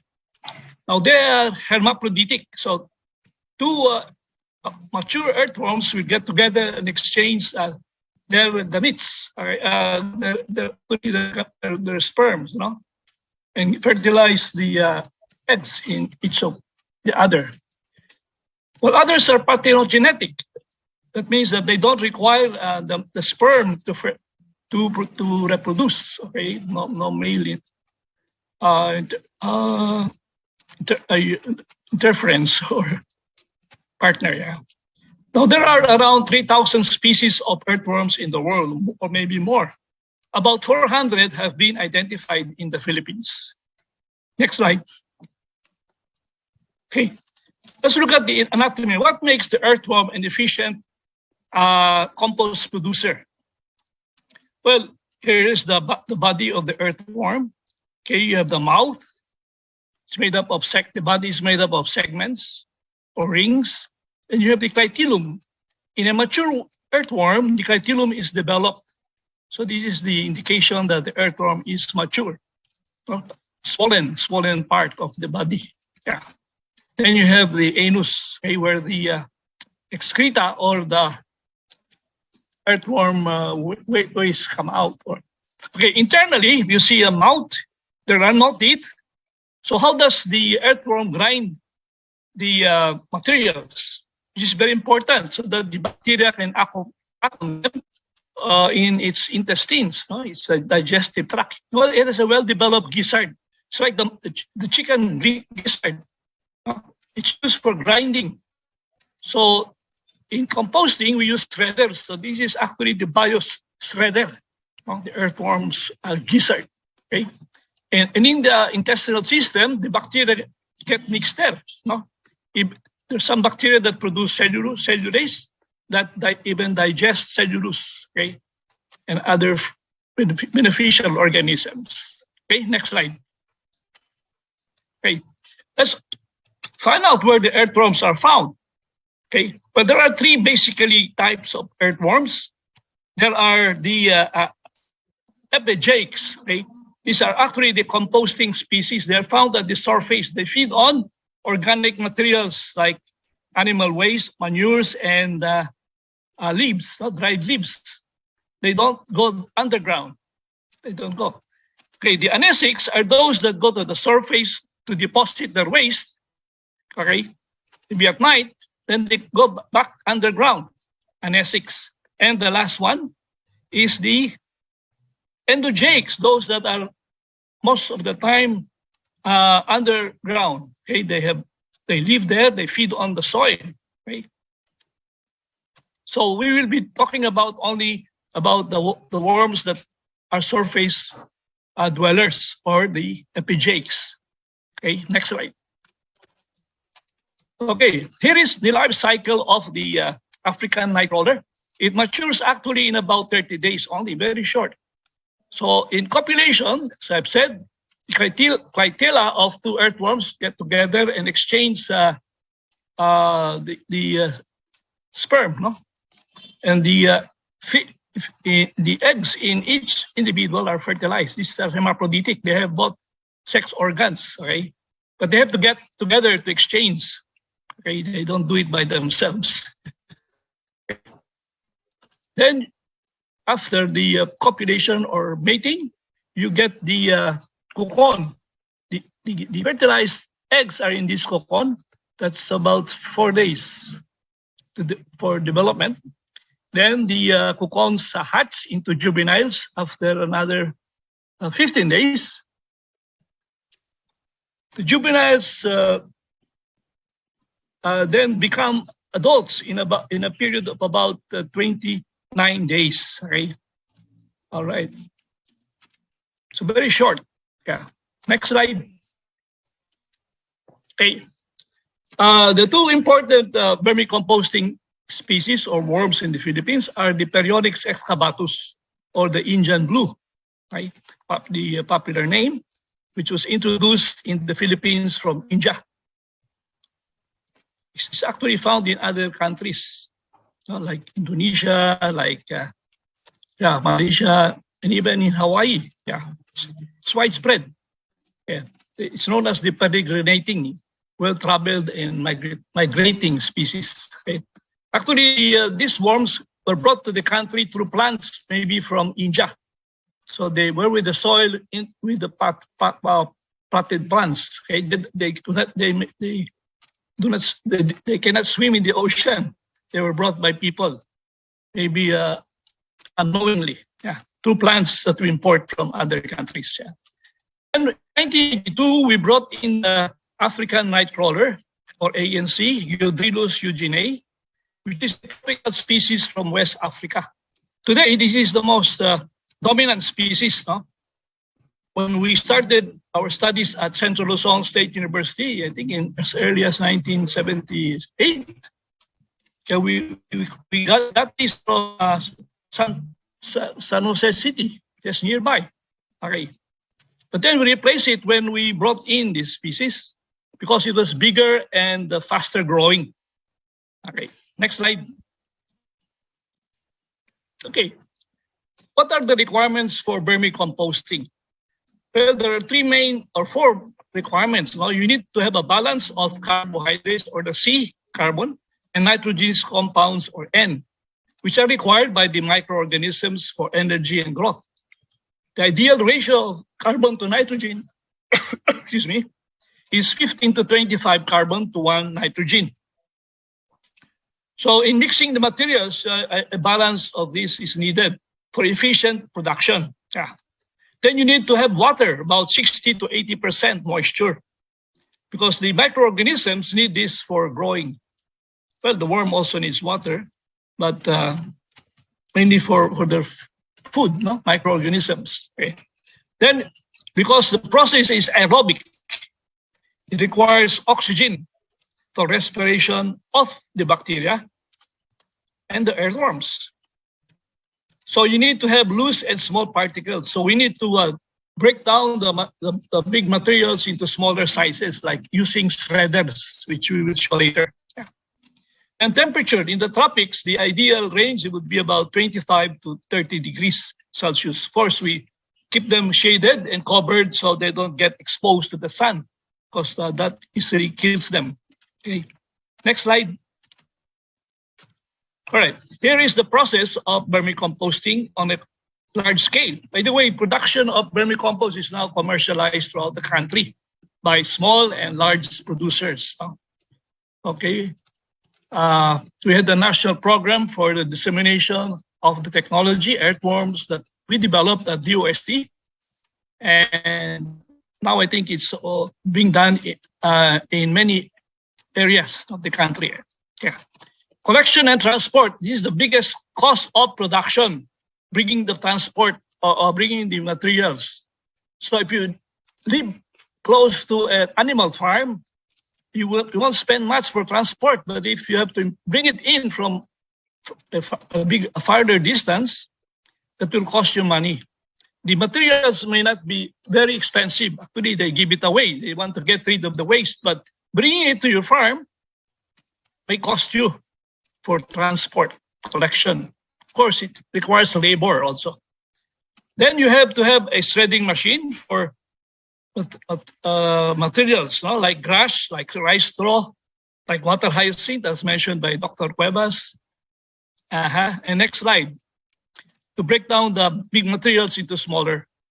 Then you have to cover the shredded materials. Of course, you should have a balance of the carbohydrates already and the nitrogenous materials, the carbon-nitrogen ratio.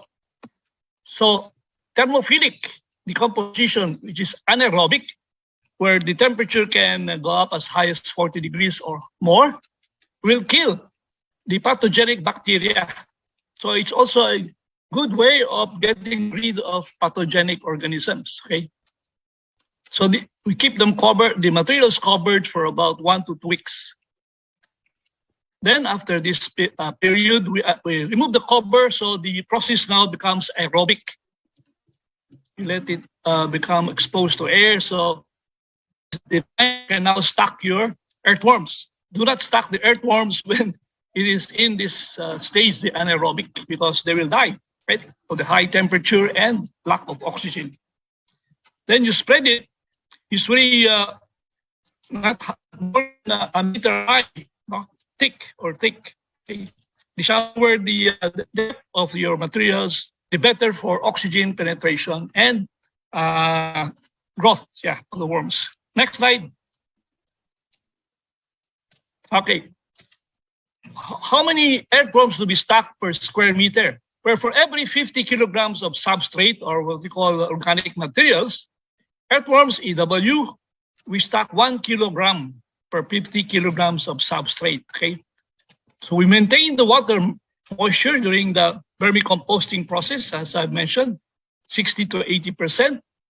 Until you harvest it, you can go down to about 40. No? You should also have predator control. There are many predators that like to eat earthworms, like rats, like the centipedes, insect larvae, like the grubs of the coconut beetle. Yeah.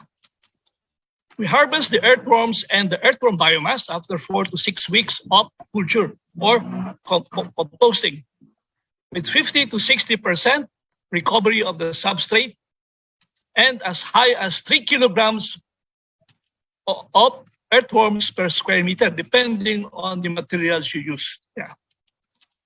And harvesting, we harvest by means of machines, no? With big production scales, and then we air dry it, okay, and then suck them. Now there are now vermicasts, we call it, or vermicompost, that are registered with the FDA for organic farming. Next slide.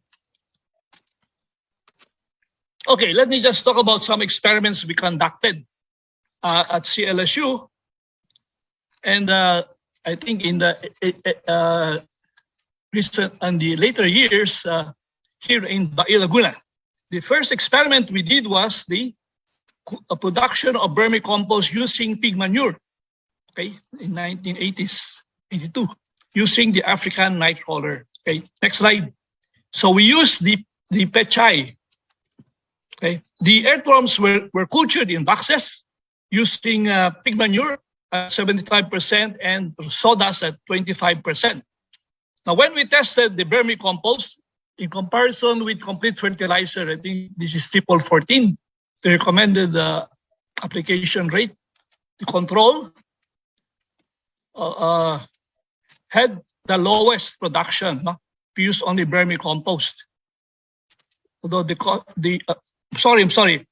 had not the lowest. I'm sorry, the lowest production was with the chemical fertilizer, 100% recommended. See, so the response of vegetative plants, like these pechay, where you use in which we use the leaves for eating, responds well to vermicompost in compared to complete fertilizer. Okay, so if you use only vermicompost, I think we applied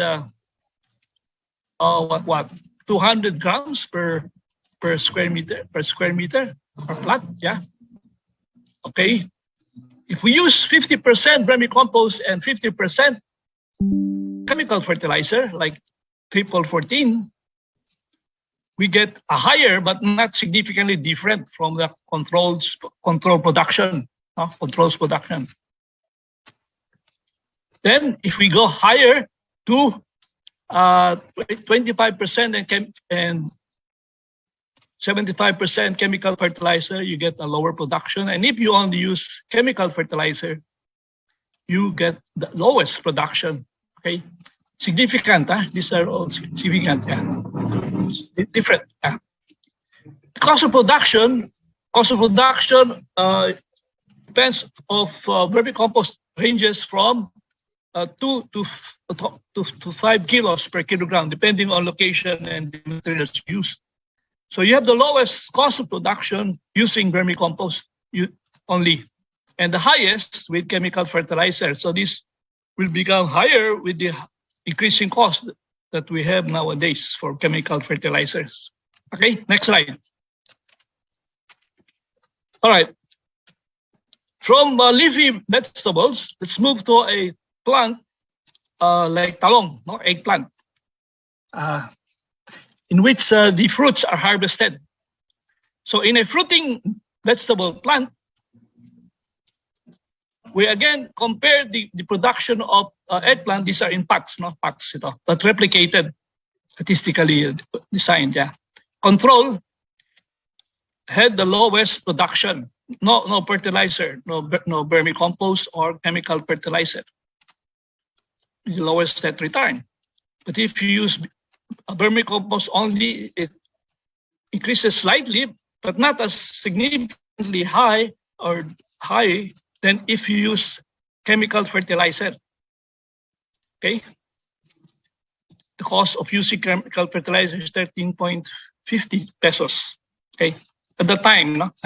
We did this. But if you use a combination of vermicompost and 50% chemical fertilizer, the recommended rate, you get the highest production, which is significant from using CF only or BC only. Now, the cost of production goes higher because the cost of fertilizers will also increase, but your production, your yield will compensate for your net return, your higher net return. Okay, so this shows you that balanced fertilization with organic and inorganic fertilizers works. Okay, next slide. Okay, we also did a container experiment using an upland rice variety from field rice. Okay, and we compared production of yield per container, grain yield, using soil-only control. Okay, 5 tons per hectare of the vermicompost, 10 tons per hectare of the vermicompost, 5 tons per hectare, and 50% of the chemical fertilizer recommended. I think it's about 2 bags of triple 14 basal application, and 2 bags of 4600 for top dressing. Yeah, and 10 tons, no? Okay, and 100% CF kung gagamit lang tayo ng chemical fertilizer. What we obtained as results was that production at 5 tons per hectare and 10 tons was not significantly different. So you get a production that's higher than the control using 5 tons, but the highest production is with a combination of 5 tons vermicompost and 50% chemical fertilizer. Again, you can reduce your chemical fertilizers. Okay. Now the thing is the cost of your fertilizer. No? For example, if you pay 2 pesos per kilo, which could be much lower if you produce it yourself. But if you buy it at 2 pesos or at 2 pesos, it will still be lower than using chemical fertilizers nowadays. Yeah. So the recommended rate is to use 5 tons per hectare of vermicompost for upland rice and 50% chemical fertilizers. Okay, next slide. Can we go to the next slide? Next one. Can we go to the next slide, please? I'm almost finished, yeah. Is this the last one? Oh, I don't have the summary, but okay, in summary, because I have two more slides, I thought I sent you the revised one. Okay, in summary, combination of chemical fertilizer and vermicompost works. Okay, vermicomposting is a process of recycling that will help pollutes our aquatic systems and the environment. And a bonus in the production of in the process of vermicomposting is vermi-meal, or worms that we can process into earthworm meal. And lastly, we can actually apply this in our areas where a lot of waste are found. Thank you very much. Thank you very much, Academician Guerrero, for that very interesting talk. I'm also seeing a lot of comments and questions in our chat. Now, please feel free to chat in any comments or questions you have. Thank you. We will go back to it later on. Now we are into the last presentation for this morning. May I now call on Dr. Lilia M. Fernando, the Associate Dean for Research and Extension of the College of Agriculture and Food Science, University of the Philippines, Los Baños, to present nano-formulated fertilizers and plant growth regulators. Dr. Fernando is a biochemist whose research is on the utilization of secondary metabolized plant growth promoting bacteria for plant production and propagation. She works on the synthesis, characterization, and utilization of biocompatible nanomaterials for improvement of crop productivity, along with safety studies of nanomaterials in plants and microorganisms. Her research team also developed nano biosensors for agriculture, environmental, and food safety applications and medical diagnostics. Her team has filed for patents and published journal papers from the research and collaborative endeavors. She obtained her PhD in biochemistry, MS in biochemistry, and BS in chemistry from the University of the Philippines, Los Baños. She is a DOST scholar and a recipient of the Overseas Sandwich Program, where she conducted her PhD at the Michigan State University. She also had her postdoctoral studies at the Massachusetts Institute of Technology, where she worked on patch and yeast display techniques for agricultural applications. The floor is yours, Dr. Fernando. Thank you. Good morning, everyone. Before I start, I would like to thank the NAST for giving us this opportunity to share our research on nanoformulated fertilizers and plant growth regulators. Sustainable crop production seeks to produce healthy food while taking care of the environment by working harmoniously with nature, thereby minimizing the use of harmful chemical inputs. Our team focused on the use of minimal chemical or synthetic inputs in agricultural production. So how is sustainability attained? One problem is the efficient uptake of agricultural inputs. Our team utilized the emerging field of nanotechnology, wherein we used materials at about 100 nanometers. Nanotechnology is the convergence of chemistry, physics, engineering, and biology applied in medicine, agriculture, and the industry. Our products from nanotechnology applications are Fertigro and Hormogrow. Fertigro are inorganic fertilizers N, P, and K, and this was funded by DOST Picard.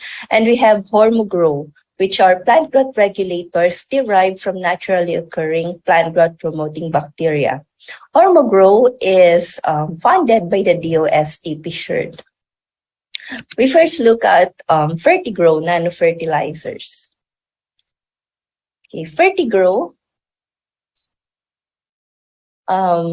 where Fertigro was formulated to increase uptake efficiency of the N, P, and K nutrients. So we have N, or nitrogen, phosphorus, and potassium adsorbed on a carrier system. Nanoformulation protects the nutrients from soil degradation.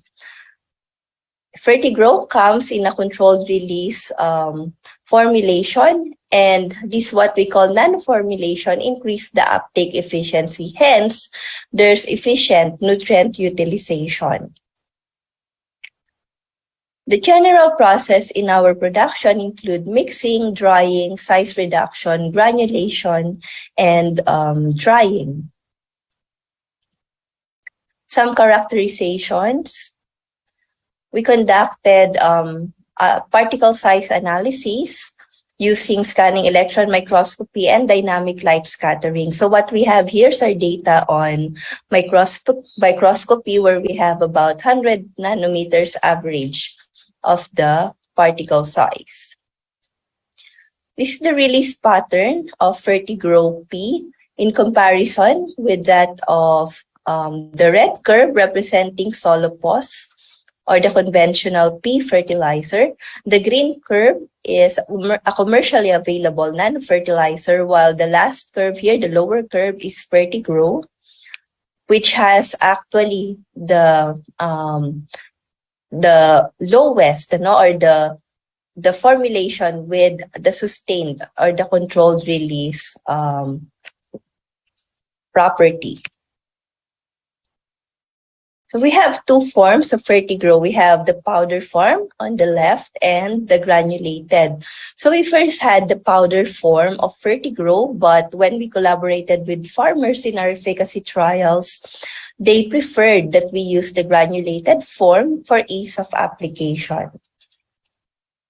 Some efficacy trials on Fertigro were conducted on rice, corn, vegetables, sugarcane, banana, coffee, and cacao. So efficacy trial in rice. So we use different rates of both the conventional fertilizers and Fertigro. So we compared that of the full recommended rate of conventional fertilizer with Fertigro. So just by using 50% Fertigro or recommended rate of Fertigro, we have a higher grain yield compared to full recommended of the conventional fertilizer. And we have here on the lower part the ROI from this efficacy trial. In corn, 50% recommended rate of Fertigro resulted in a comparable yield with that of corn. And the fertilizer input, as we can see here, we have lower input in terms of fertilizer for Fertigro compared to the conventional fertilizer. And we have the following ROI. In potato, using 50% recommended rate of Fertigro, we have higher yield and the following ROI.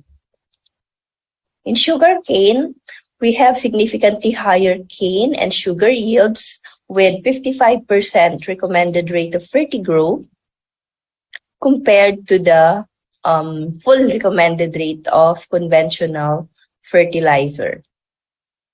Okay, and the following ROI was obtained from this sugarcane trial. In coffee, using 37.5% recommended rate of Fertigro, we have higher yield in terms of green coffee bean with the following ROI. In cacao, using 50% Fertigro compared to 100% or full recommended rate of conventional fertilizer, we obtained higher.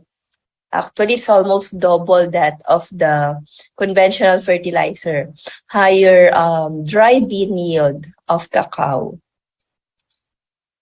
In banana, specifically Cavendish, 75% recommended rate of Fertigro resulted in an increase in net income per hectare of about 48,000 pesos. In Saba, 75% recommended rate of Fertigro resulted in increase in net income per hectare of about 18,957 pesos. So Fertigro, in its nanoformulated form, has a slow nutrient release property and was able to increase the uptake efficiency of the fertilizer, hence decreasing the amount of fertilizer input or application. So Fertigro N has about 29% nitrogen, Fertigro P 13% P2O5, and Fertigro K 48% K2O. Now we look at Hormogro, or the nanoformulated plant growth regulators. So I have here another product on the left, which is BioGrow. BioGrow is a biofertilizer or a microbial inoculant. So it contains plant growth promoting bacteria. Now these plant growth promoting bacteria are able to produce plant growth regulators. So what we did was to isolate or extract these plant growth regulators and have them nanoformulated. Hence, we have Hormogro. So we have Hormogro Oxine.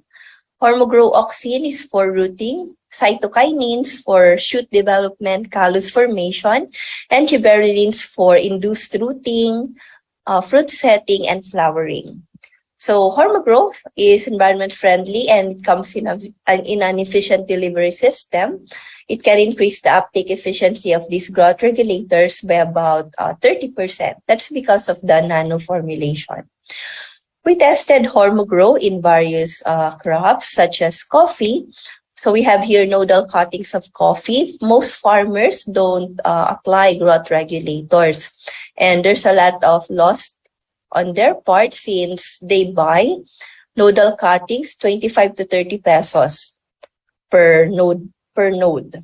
So usually they have problem in the survival rate. So when we used Hormogrow and compared it to commercially available synthetic and imported plant growth regulators, we obtained a significantly higher survival rate compared with the control and commercially available brand A of the growth regulator.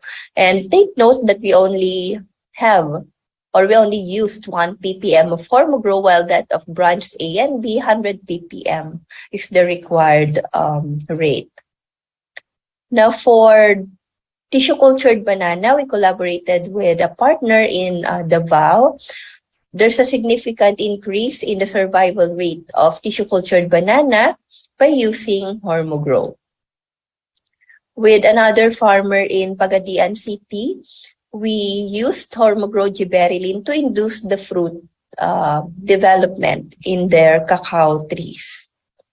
In collaboration with Philrice, we used Hormogrow gibberellin in their CMS line. So they usually use gibberellic acid in their flower induction. So what we observed in this setup, aside from flowering, there was increase in tillering in the Hormogrow treated rice. So we target coffee, cacao, banana, pineapple, and ornamental growers in the country, which are about 300,000 farmers, which is 20% target market share for Hormogrow.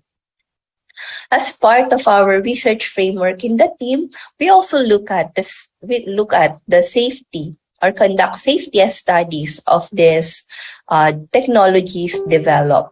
So as an initial work, we had some studies on the effect of Fertigrow and Hormogrow on microbial community in the soil. So a paper by one of our graduate students where he looked at the effect of Hormogrow in culturable bacterial population into soil types. So just to summarize, Hormogrow is safe for soil microbiome, mainly bacteria in crop production. So the student looked at urease and dehydrogenase activities in the soil as affected by Hormogrow, the carrier of Hormogrow, as well as the commercially available growth regulators. Another paper was on the effect of Fertigrow in soil microbial community. So again, to summarize, results showed that Fertigrow N can be safely used in crop production. So with these technologies, Fertigrow and Hormogrow, where we conducted efficacy trials and applied for intellectual property protection, specifically trademark and patent, we're now into scale-up production and completion of our product registration at the Fertilizer and Pesticide Authority. So alongside with these activities on scaling and product registration, we're also into market introduction or promotion of the technologies. So the plan is to have the technologies transferred to our stakeholders, to our industry partners, and adopted by our beneficiaries, which are actually the farmers. So as an initiative, the team established a spin-off company, Makiling Tech, in the university to facilitate technology transfer of these developed technologies. The team hopes to be able to contribute to the Sustainable Development Goals of the UN, specifically zero hunger and responsible consumption and production. We'd like to thank our collaborators and partners. We hope that through these technologies, Fertigrow and Hormogrow, we can help our farmers increase their yield, improving life and sustainability. On behalf of our team, thank you and have a nice morning. Maraming salamat, Dr. Fernando, for your wonderful presentation. Before we proceed to the next part of our event, let us all give a warm round of virtual applause to all our notable speakers. Maraming salamat po sa inyong lahat for sharing your research studies and your insights. No, thank you very much to all our speakers. We will have, of course, our open forum, but before that, we will listen to our 3 panel of reactors. Our first reactor is Dr. Reynaldo B. Ebora. He is the Executive Director of the Philippine Council for Agriculture, Aquatic, and Natural Resources Research and Development, a sectoral planning council of the OST. Dr. Ebora held various government positions such as the UPLB Biotech Deputy Director from 1996 to 1998 and its Acting Director from 1999 to 2000. He also became the Executive Director of the DOST Philippine Council for Advanced Science and Technology Research and Development. That's the DOST PICA in 2005 until 2010. In 2010, he served as Director of UPLB Biotech until his appointment as DOST PCARD's Acting Executive Director in February 2015, and finally as the Council Executive Director in 2019 until the present. So please welcome Dr. Ray Ebora. Thank you very much, Dr. De La Cruz.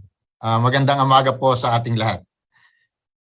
First of all, I would like to thank all the presenters for the very informative papers that they have discussed and also sharing their insights. Since I'm limited to only 5 minutes, I'm going to make my comment quite brief. But I would like to address the question that was posted by Dr. Rasco at the beginning of this discussion. If we have enough green technology, if we are going to use this. And I think the answer to that question is quite obvious based on the presentation. We have a lot of technologies that were developed by our researchers. And this is a product of extensive research, both basic and applied. And some of the technologies are already in a very advanced stage that you can actually consider that as a mature technology and ready for transfer either to the end user or to the private sector for mass production. Several challenges were also mentioned in terms of actual utilization of these technologies, and I think I hope that it can be discussed during the open forum.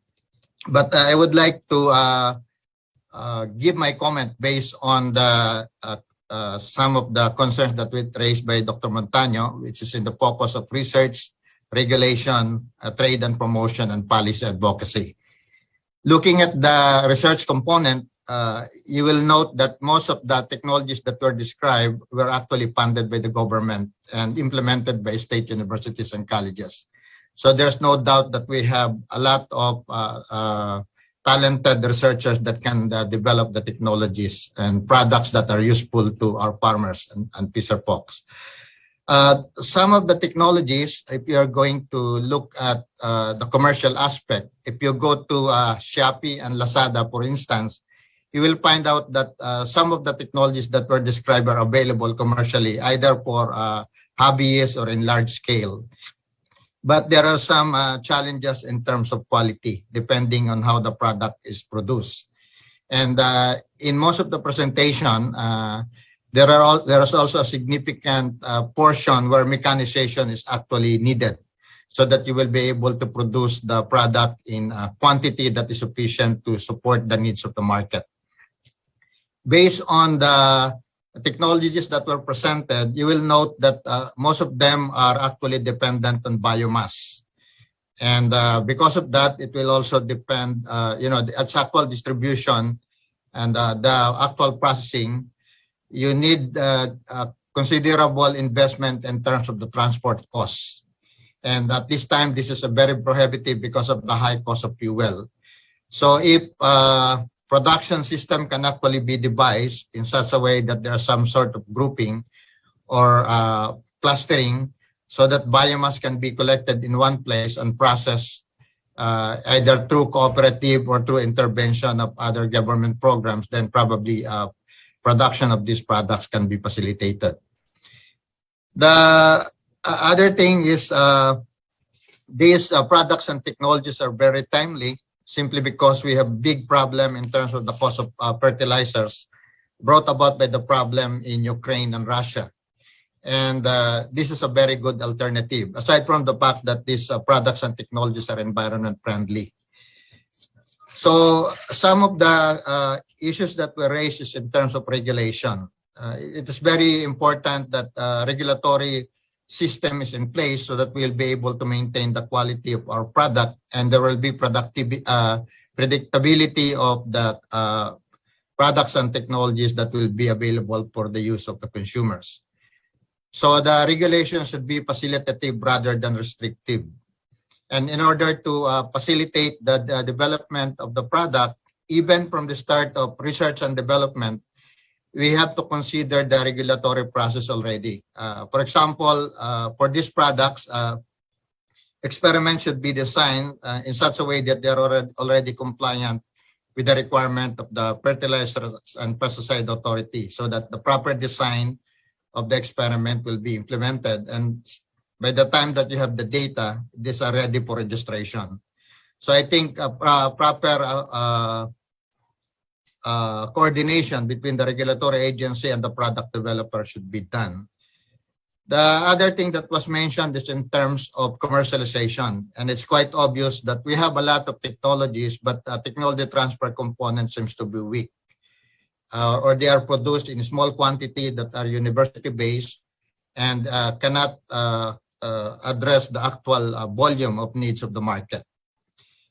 And this is a part where the private sector can actually play a major role because they have the capital. At the same time, they have the facilities in terms of commercial scale production. Of course, several systems can also be developed. For example, the approach that was used for BioN, where mixing plant was were established in different parts of the country, so that you don't have to transport the bulk of your product to a certain region, and you significantly reduce the cost of transport. The other thing is in terms of promotion, I think the government and the private sector are actually working hand in hand on this, especially if the technology is already adopted by them and they are involved in its commercial use. One example is the irradiated carrageenan. It has already been adopted by the private sector and promotion is being done by them. And of course, this is a technology that was developed by from funding by the government and also by government research institutions. But what is good in this particular aspect is that there's an active involvement of the private sector and commercialization is being facilitated. And at the same time, the researchers are gaining some royalty where their intellectual property is properly honored. The other thing is there are some development in terms of the legislative process that's favorable for technology transfer. For instance, the Innovative Startup Act, wherein our researchers can actually put up their own company and be involved in the production. But of course, there are some adjustment that has to be done in terms of the internal policies of the universities and research and development institutions. However, if you look at the different intellectual property policies of universities, I believe that they are already in place. It is just a matter of implementation. And this is actually a joint effort of different government agencies. For example, PICARD, through our DPITC, the DOST PICARD Innovation and Technology Center, is very much involved in technology transfer. And this is in collaboration also with the Intellectual Property Office and also the Technology Application Promotion Institute of the DOST. So essentially what I'm saying is I think most of the regulation is already in place, most of the policy is already in place, but fine-tuning has to be done so that those policies can be applied. And some of the difficulties in commercializing our products and technologies within certain units, for example, university or RDIs, can be addressed. It was mentioned that some of the technologies can be produced with minimum intervention. That means you will be using conventional technology, and some technologies are using quite advanced facilities. But if the government is going to adopt these technologies and will be integrated to the different government program, For example, there was some discussion about Masagana 150 or Masagana 200. Is it 200? 200%. I just hope that these particular technologies will be taken into consideration and be integrated in the different technologies that can be offered. But at the same time, we should be ready to produce enough quantity of these products and technologies so that they can reach the intended market. And in that case, the involvement of the private sector, I think, should be encouraged, because there are some limitation in the production facilities that are based in the universities and RDIs. And by using existing facilities of the private sector, probably we can facilitate, expedite the adoption of these technologies. One of the technologies that was also discussed is, for example, vermicomposting, as presented by academician Rafi Guerrero. And this I believe that the Department of Agriculture is promoting this actively, and I hope that it can also be sustained, especially in areas that they have a lot of biomass available, not only plant-based biomass but also animal manure. The other thing is in terms of technologies that needs advanced facilities. Probably the Department of Agriculture and DOST can work together so that we will be able to provide production facilities on those areas that will facilitate the production of this product in large quantity. Because the nature of the product is basically you need a certain amount and volume in order to have impact in the production system. I would like to mention as an example also the effort of Dr. Romulo Davide in promoting these technologies in the countryside. And I hope that our extension system will be able to do the same and be able to reach more farmers so that this can be adopted by them. In some cases, they are aware of the technology and the product, but the problem is the supply of the products is quite limited, and they have to go to a certain place in order to avail of those. And usually the major cost is the transport costs, which is limiting the access of those products and technologies. So again, I'm going to limit my comment on those aspects, and I would like to congratulate the presenters for the very comprehensive presentations. Thank you very much. Magandang umaga pong muli.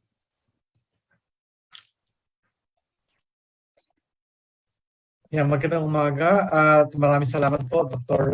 Rey Mora. So our next panel of reactors is Dr. Junel Soriano, the Director of the Bureau of Agricultural Research of the Department of Agriculture. Unfortunately, Dr. Soriano is attending an equally important meeting right now, and we will be joined by Ms. Amabel E. Velasco, the OIC Head of the Research Coordination Division of the Bureau of Agricultural Research. So let us welcome Ms. Velasco. Thank you po. Thank you, Dr. De La Cruz. So good morning, everyone. I was asked to sub-info for our director, Dr. Junel Soriano, who is in official travel po in Zamboanga right now. So I hope I can give it some justice. And first and foremost, I would like to thank our experts for the informative presentations. And I appreciate the presentation of these green technologies, since the Bureau really is in the lookout for scalable technologies. So earlier this year, we were collecting scalable technologies related to balanced fertilization, biofertilizers, and biopesticides, and alternative feed sources to be deployed in the field to help our farmers address the issue on the increasing farming inputs. So aside from looking out for areas that still needs to be explored and what needed more or further research, while listening to the different presentation, I had these 5 thoughts. The first one is the costings and the budget. What has always been important for us is the costing per technology. So if we were to outscale these technologies, how many funds should we allot for it? So I like that there was a comparison provided in the presentation of Dr. Fernando between the conventional fertilizer and nano-fertilizers when it comes to yield, the production cost, net income, and then the ROI.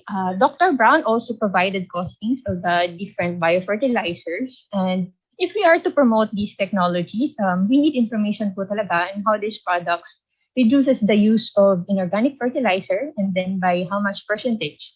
And then if we use this technology, how much ang reduction po sa cost. So the second one is these technologies presented are already matured na po, no? But then how widely is it being used now? And then how massive na is the adoption? What is the adoption rate of these technologies?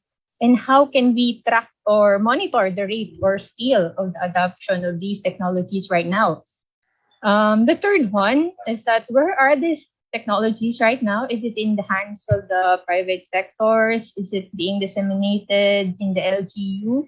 Is it being widely adopted by our farmers? Or is it still in the hands of the researchers? So these were my thoughts during the presentations of the different technologies. So I was really happy to see that some of the technologies are being commercialized already and that there are tie-ups with the private sectors. The fourth one is that the factors that affected the scaling of the technology. So I appreciate the discussion of Dr. Brown on the issues and problems in the wide-scale application of the technology. Ito din kasi yung mga challenges po na kakaharapin ng mga technologies na popondohan ng Bureau of Agricultural Research later on. What should we look out for? And what are the things that can be controlled or pwede na ma-address para ma-scale ang isang technology. So, if these technologies are still to be adopted widely, what are the barriers and challenges encountered? So, isa din po sana ito sa mga hinahanap ko kanina during the presentations. And is it the access of sources of materials? Is it about the availability of the needed equipment? So, what's stopping these technologies from being adopted widely? Is it the issue of information dissemination? Was the technology expensive? Is it the issue of massive production? Since these are the factors that we should be taking into consideration then when funding researches later on. So, Dr. Montano mentioned about some policies that affects the adoption of seaweed growth promoters, biostimulants, as well as the lack of funds of small-scale producers for the organic certification. Dr. Brown also stressing po the need for policy support for the BBM. So Dr. Cuevas also mentioned the different constraints in the recycling of bio-waste. And then, na 40% pa lang sa ating mga municipality ang merong MRF. So the fifth one po is the extent of government support. Which of these technologies ang may madami ng government support and technologies or kailangan pa ng push or support for research and funding para ma-outscale? So sa part ng BAR po, we would know what to prioritize and shift our attention and funds to. So in the presentation nga po of Dr. Cuevas, they were very lucky that they have the support of Senator Villar, who's also the committee chair for Food and Agri. So which of these technologies pa ang kailangan po ng policy support na by now? So that's it po for the Bureau of Agricultural Research. Thank you again po for our experts for sharing their knowledge. Thank you very much, Ms. Velasco, for your thoughts now. And now we have our last panel of reactors. So I call on Dr. Rosana Mula, the Director of Agriculture Training Institute of the Department of Agriculture. Her early work focused on educating young minds as an instructor at the Mountain State Agricultural College and then later at the Benguet State University, where she rose to the ranks of associate professor and also served as director for extension. She served as professor in various universities. She sees the opportunity to impart her knowledge and share her expertise in agriculture, social development studies, development research in agriculture, and development studies, for which she earned her Doctor of Philosophy at the Wageningen Agriculture University, Department of Household and Consumer Studies in the Wageningen in the Netherlands. So the floor is yours, Dr. Mula. Thank you, Dr. De La Cruz. So, magandang umaga ho sa lahat, especially to our most esteemed academicians, science and technology experts and researchers, and of course, some partners. Again, a pleasant morning. We at the Agricultural Training Institute is really very grateful that we have been invited to this very important forum by the National Academy of Science and Technology. So let me start by saying that if you've been listening closely to one of the most important speeches of the President of the Philippines, and who is also our current secretary, let me just quote when he said that very important is rebuilding the food value chain from research and development, production, and all the way to marketing. This just shows how important your works are, especially in these difficult times where we're having problems, for instance, on slack resources, particularly fertilizers. So the focus of my reaction this morning is on what our institute can contribute and what we are currently doing and how to move green technology forward. So, for instance, I have learned some new insights from these researches that have been presented this morning. And with this, we will be able to improve our services for our clients and truly align our initiatives towards climate smart, resilient, and sustainable agriculture. We hope that ATI could be of assistance in the development of green technology policies and RDE roadmaps in the country, particularly for capacity enhancement programs that can be rolled out to the farmer level and scaled down to urban and peri-urban communities to help ensure access to safe food at the household level. So more importantly, as we follow the lines of agricultural value chain, it is also crucial to educate our consumers who will be the end users and ultimate beneficiaries of technologies. Let me just point out, for instance, on Azola, we have been promoting this for quite some time, but what I failed to hear from from Ms. Mondejar is its economic value. However, it would be also nice to know the challenges towards the stable utilization of this green manure. At the institute, we have been providing a lot of communication materials on Azola production. In fact, it is included in our training materials for the balanced fertilization strategy under soil fertility management. And it is being utilized by the network of our different regional training centers in various programs of the Institute.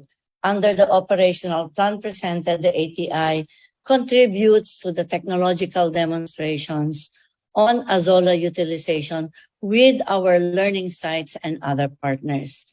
Sa seaweeds and biogrowth promoters, I have to say that there is enormous content as growth promoters and micronutrients which are worthy of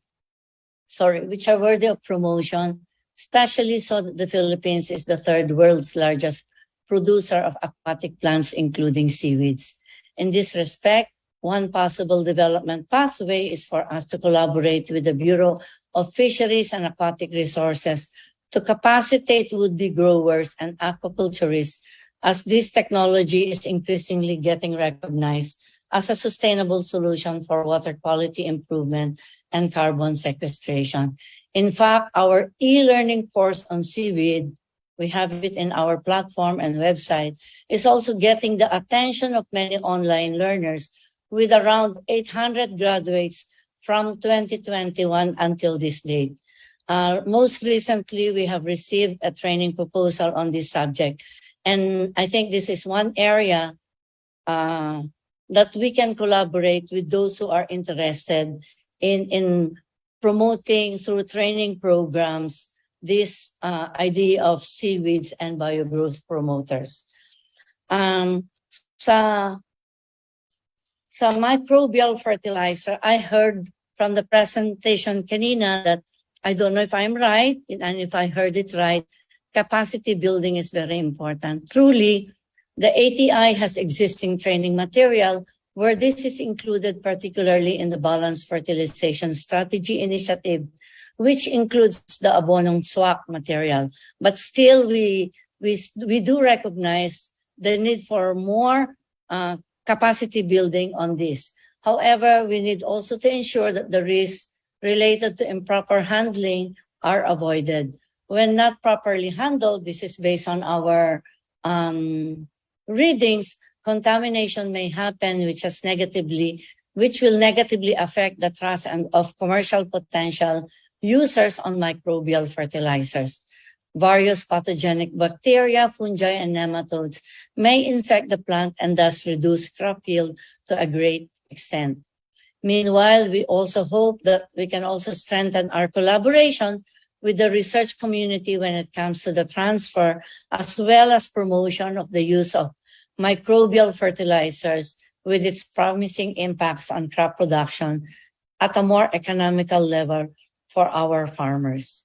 And on recycling biowaste, I also heard from the presentation kanina that I think the cost of some of this very important equipment, like for instance, the composting bins, which is only around 4,000 pesos, we can actually provide this as part of our urban and peri-urban agriculture, since we've been working quite closely with school institutions and community gardens. So the Institute indeed has been a sound advocate of this practice from the households to the community farm level. At present, our trainings, e-learning, and school-on-the-air programs on organic agriculture technologies include some of the practices in recycling biowaste, and we hope to further enhance these programs with the guidance of our experts like the one who presented this morning, especially in the realm of mainstreaming the mechanization of composting, biowaste, and in finding a novel nexus between solid waste management, climate adaptation, and home gardening. Vermicomposting is not a new thing in the Institute, because we have been practicing this in our various learning sites akin to what we call as farm schools. To date, if my memory does not falter, we have around 1,400 learning sites and several extension service providers, as well as magsasaka scientista, and aptly so because it has been proven to increase soil fertility, water retention, and soil sequestration. Likewise, our free e-learning courses on organic agriculture and vermicomposting that are available on our e-learning portal has garnered a combined total of 2,400 graduates from 2021 till this date. However, having heard and researched about the different perspectives on vermicomposting use, like some risks, we might be able to call on the better scientific focus on this technology to outweigh the limiting factors. Yun naman pong nano-based microbial fertilizers, this is another emerging research field in agriculture. There is a lot of work on and consider. There is a lot to work on and consider with the commercialization of nano-based microbial fertilizers and phytohormones. On the Fertigrow and Hormogrow nanofertilizers and plant growth regulators, we are glad to see that these have shown acceptable results when it comes to yield, survival rate, and return of investment for high-value farmers. These products are simply environmentally friendly, efficient, and socially just.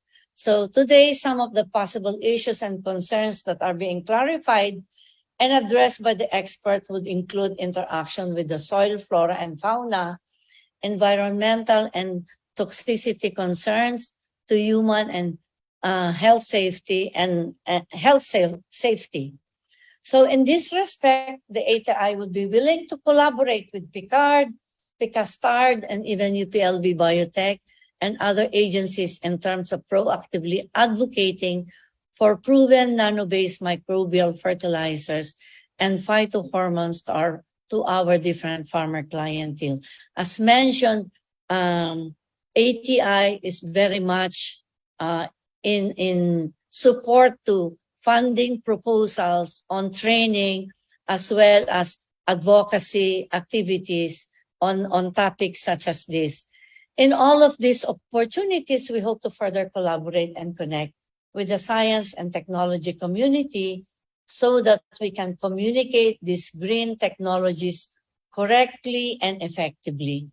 With your guidance and expertise, we trust that our farmers will be able to make the most out of these sustainable ways to produce food by going green, meaning we aim to be a growth-driven, resilient, empowered, and environmentally sound nation of practitioners and adopters of clean energy solutions towards a better normal for this generation and the next. Again, thank you so much and congratulations to all our experts, and we look forward to proposals and even collaborations with you. Good morning po sa ating lahat. Thank you very much, Dr. Mula, for your insights and for your sharing. So at this point, we're going to have now our open forum. Feel free to type in your questions and I'll try to read them. May I invite also our reactors and our notable speakers to please turn on your video so that we can see you and you can reply to the questions. So for our first question, I'll go to the Q&A box. There's a question here addressed to Dr. Brown from Islaya Buendia. So thank you for your comprehensive presentation, Dr. Brown. Surprising to note that there are a lot of technologies and biofertilizer, biopesticides for the longest time. How come there seems to be no adopters from the private sector to produce it in commercial scale?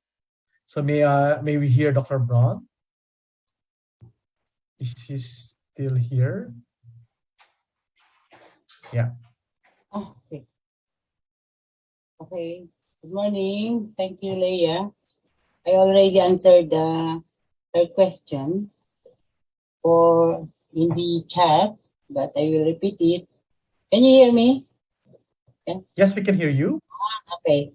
So I told her that we already have reviewed the Technology Transfer Act, specifically in Section 12, and it's very difficult for us. But anyway, some of our developer already started to spin off their technologies, and also many of, not so many, but some businessmen already contacted us and they want to buy out our technologies. And right now, we have this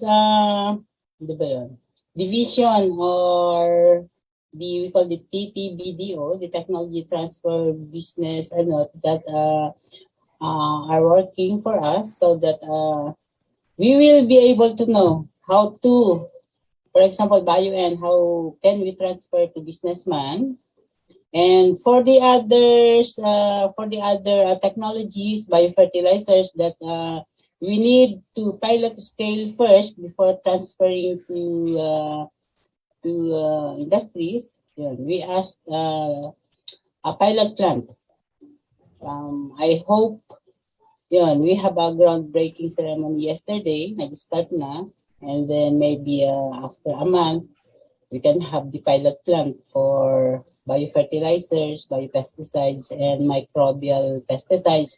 Actually, Dr. Raimundo or Dr. Rasco asked us if the BBM was coined before President Marcos. Yeah, before pa, we are using this BBM, wala pa si Bongbong Marcos during our presentations to different conferences, because we already acknowledge biofertilizers, biostimulants, and ano ba yung BBM? Microbial pesticides. Kung nakikita niyo ang title ko, meron pang idinagdag, for sustainable agriculture and resiliency to the climate change and global. Siyempre, Sara din yun, pero joke lang yun. Nagkataon lang na yung anong yun. And then yung Dr. Leia, kung nakikinig ka ay, nire-review namin yung Section 12 of the Technology Transfer Act pa yun. Pero wala bang IRR yun, implementing rules and regulations na talagang maintindihan namin what to do. Especially for the universities that most of our products were were funded by the government also. For example, PICAR, the ABAR. So ano yun? Ano ba ang sharing natin? But actually, yung final natin, we want to reach out for dun sa mga consumers para magamit na talaga nila yung mga ito. So hindi kami nagkulang sa sa capacity building also. So as mentioned din kanina ni Dr. sa API, yung microbial fertilizer, yung mga limitations din, yung mga pathogen, napag-aralan na po yun, ma'am. And ngayon ay gusto lang namin makipag-collaborate sa inyo. Siguro may time na magkikita tayo so that we can now, yung full, natin, yung capacity building para nga tayo makarating sa kahit sa kaduluduluhan ng, Kasi napakaganda na ang ating mga products. Thank you very much for this time. Thank you very much, Ma'am Chiki, for that. And we are really looking forward to seeing the biotech products manufactured commercially. Okay, thank you. There is Dr. Ibarra pala. Baka kasi thank you. Thank you. Thank you very much. There's also a question here for Ms. Bondehar from Academician Rasco. Is anyone distributing Azolla spores in quantity? Is the government actively promoting its use? Ms. Bondehar, would you like to answer this question?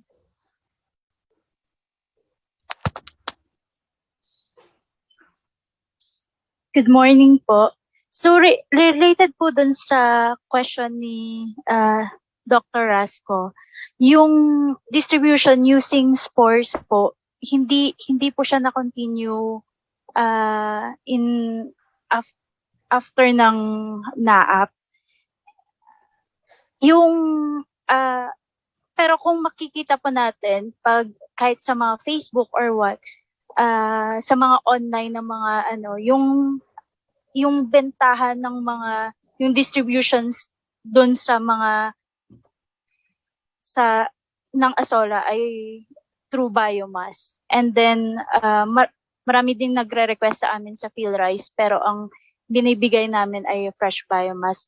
Related naman po doon sa kung yung active support in relation siguro po sa as biofertilizer sa rice, medyo hindi active yung promotion doon, given doon sa mga problem before. Yung very active yung support ng government ng 1980s pa, and then later on medyo na rin nag-decrease yung promotion. Pero ang pagkakaalam ko din po, ATI is continuing to promote it. Kasi before, we have speakers sa seminar namin sa PhilRice Los Baños na ang utilization ay for prawn.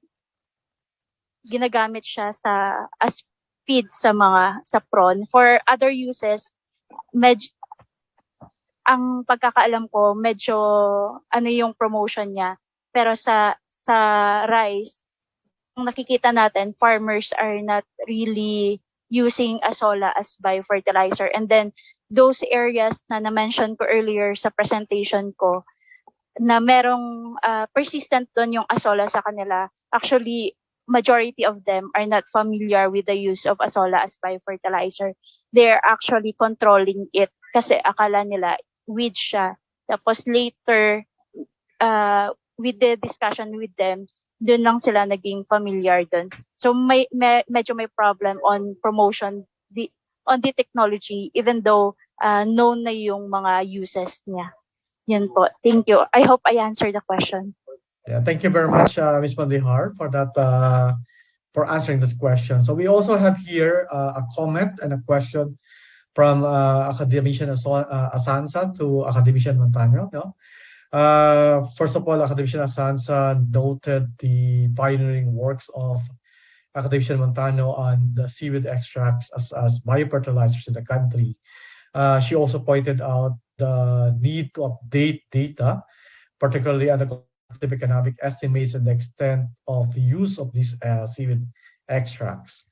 Her question now is on the research aspects.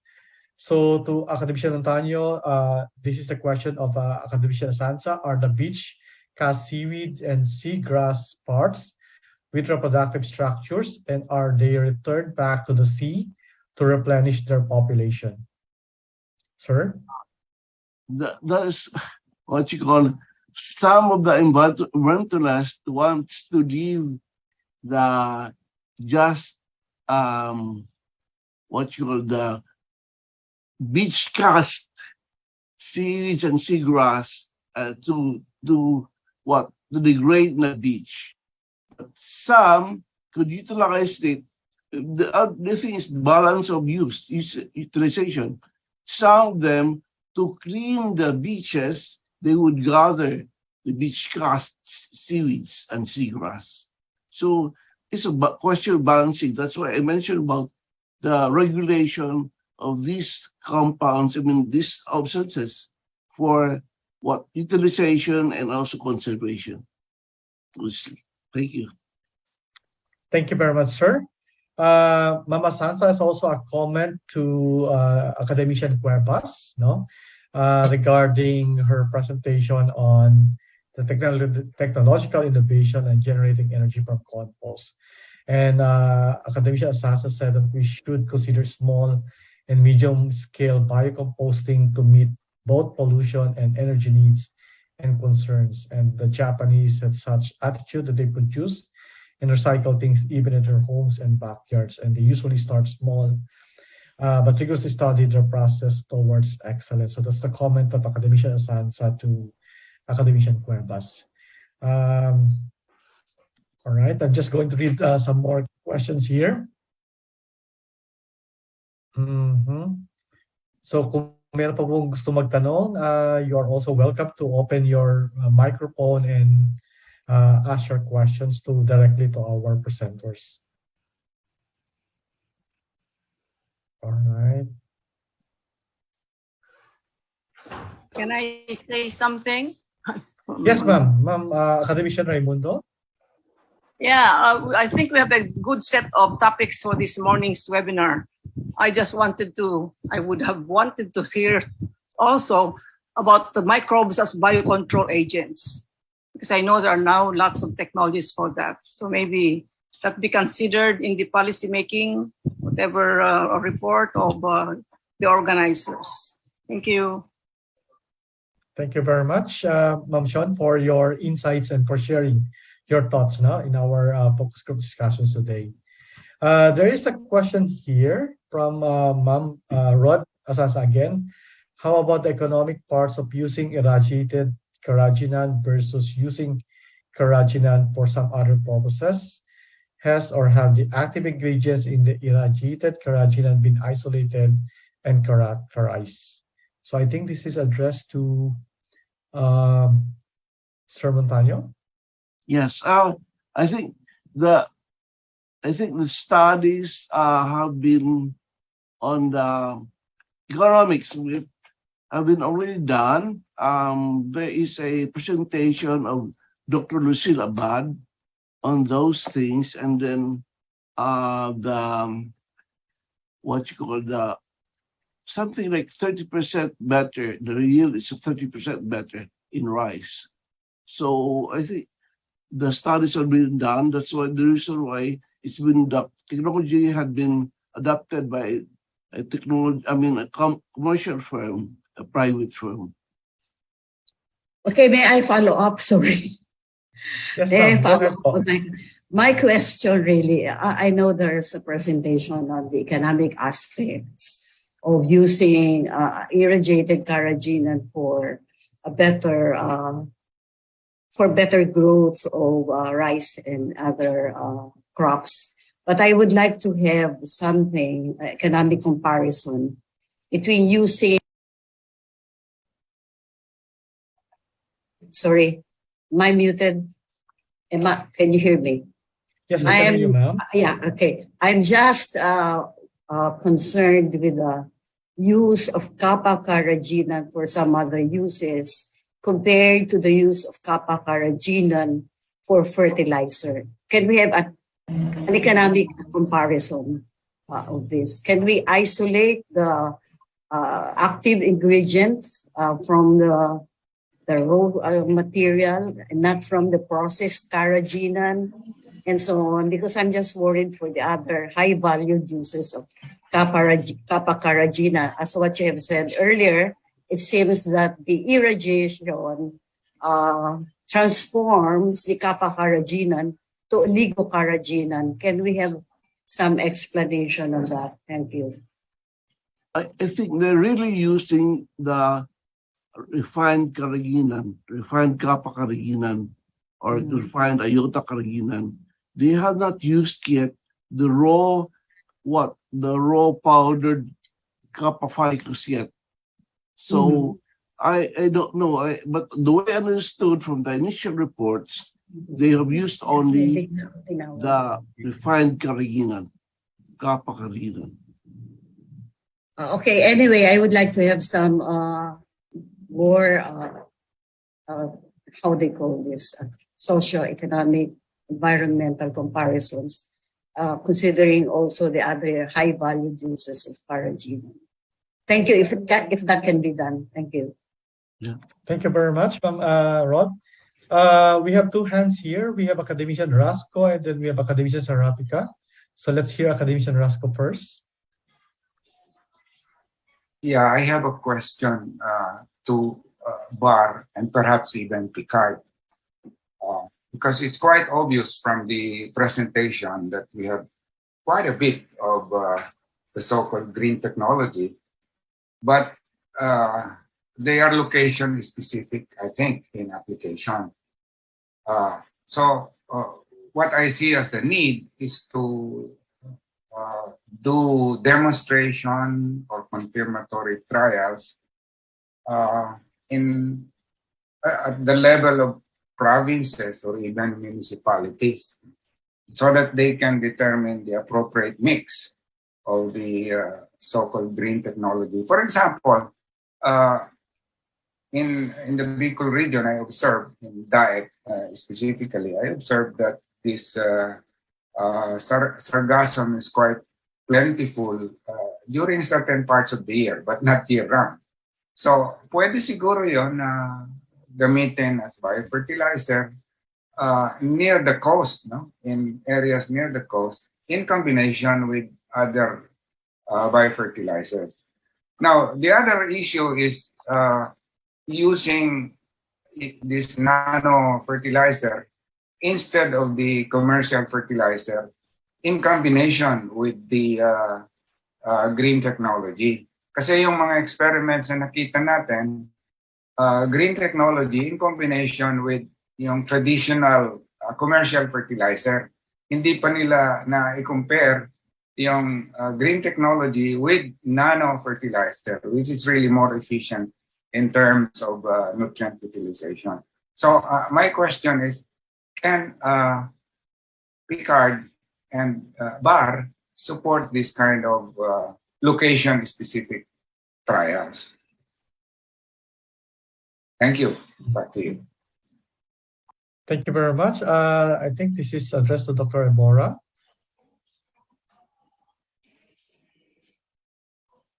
Sir, naka-mute po kayo. I'm sorry. Thank you very much, Dr. Rasco. Actually, that's one of the focus of Picard. That's why we are providing funds for multi-location trial. If you are going to look at the different technologies that were presented, most of them are actually funded by Picard, and most of them involves multi-location trial as part of the requirement also for registration by FPA.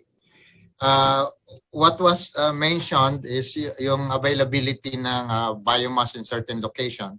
That's why in my comment before, I said that we have to take that into consideration, because one of the main cost associated with the use of this technology is transport.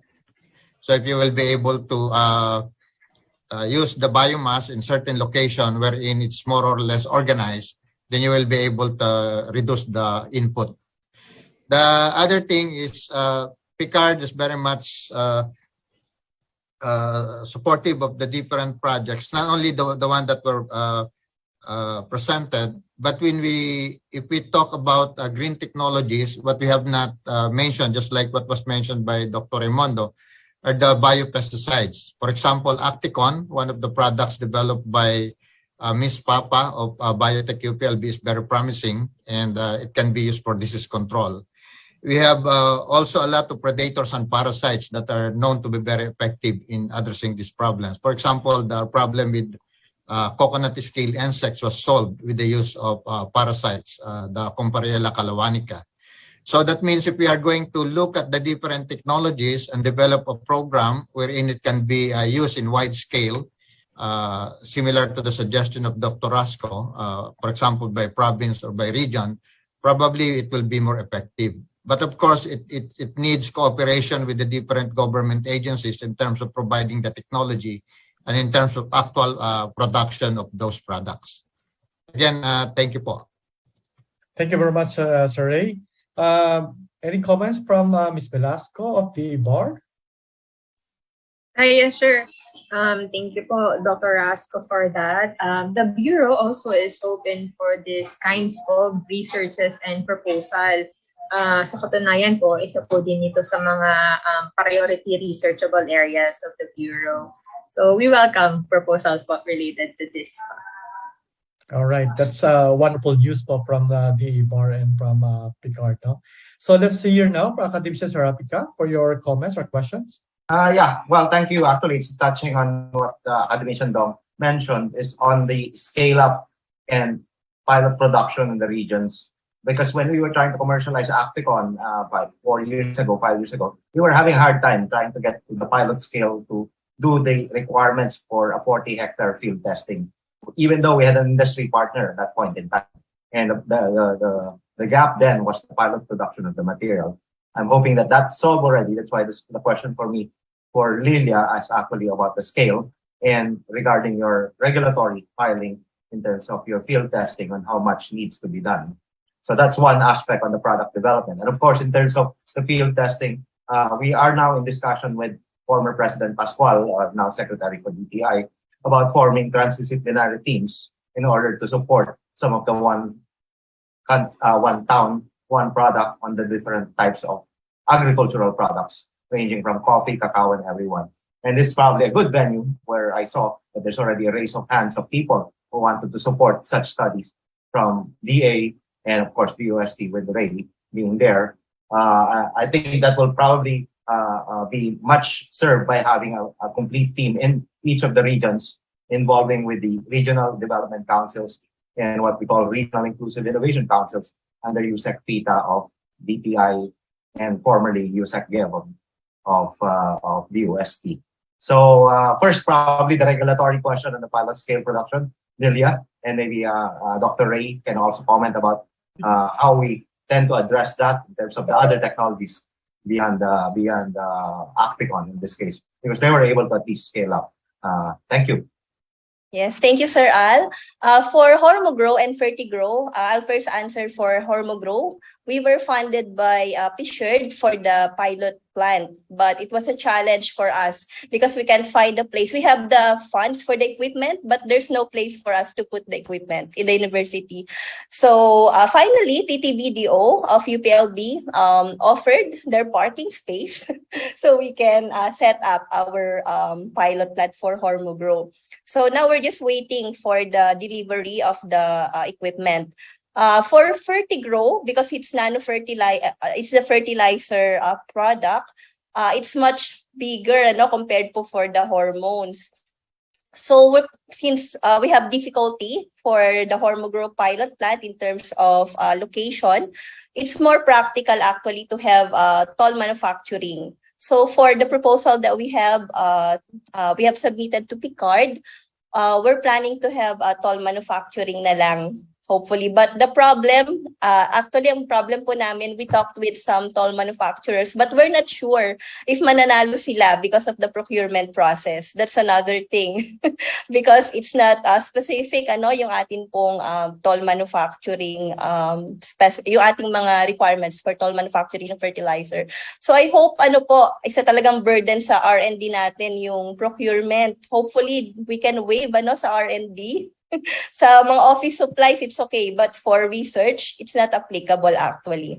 So, despite the challenge, we're still pushing through. Kasi gusto na naming mabigay talaga yung technology sa farmers. So, for the volume of production for now, masabi ko lab scale pa lang. But slowly, we're working on the scaling in partnership actually with industry partners. So we have SIAM, kausap namin si Dr. Abendan because he has fertilizer company through Sir Glenn Baticados, and TagChem as well, which is a known fertilizer distributor. So slowly po, matulungan natin yung technologies. Thank you, Sir Al. For regulation, completion na lang po ng FPA requirements. So data na lang yung kailangan naming isubmit. So we can have these products fully registered to FPA. Are you still requiring 40 hectares for field testing? No, sir. No, they're not requiring. Yeah. Well, definitely with Dr. Rosana Mula, I heard about vermiculture and having distribution networks for their learners. I think that's one avenue, and of course with DA. I've always been with supporting the UST, being a balik scientist, but the DA really has a bigger play in scale up and production and dissemination and extensions. That's why having you guys here, I wanted to really take advantage of being able to say, can we form these teams between DA and the UST and Picard so that we can seamlessly, logistically also distribute some of this research coming out of UPLB with the help of DA, definitely to the regions. With, of course, involving DTI already accepting it in the regions. Maybe they can solve your problem, Ray, on the transportation issue. Kami pera sila pang haul for you in that sense. But I think this is a classic case of having a multidisciplinary and transdisciplinary team, even within government, DTI, DA, DUST, and academia, of course, with us in the National Academy. Definitely, this is something that's very, very needed now for what's in front of us in terms of almost like an agricultural crisis, if you want to call it that way. Thank you.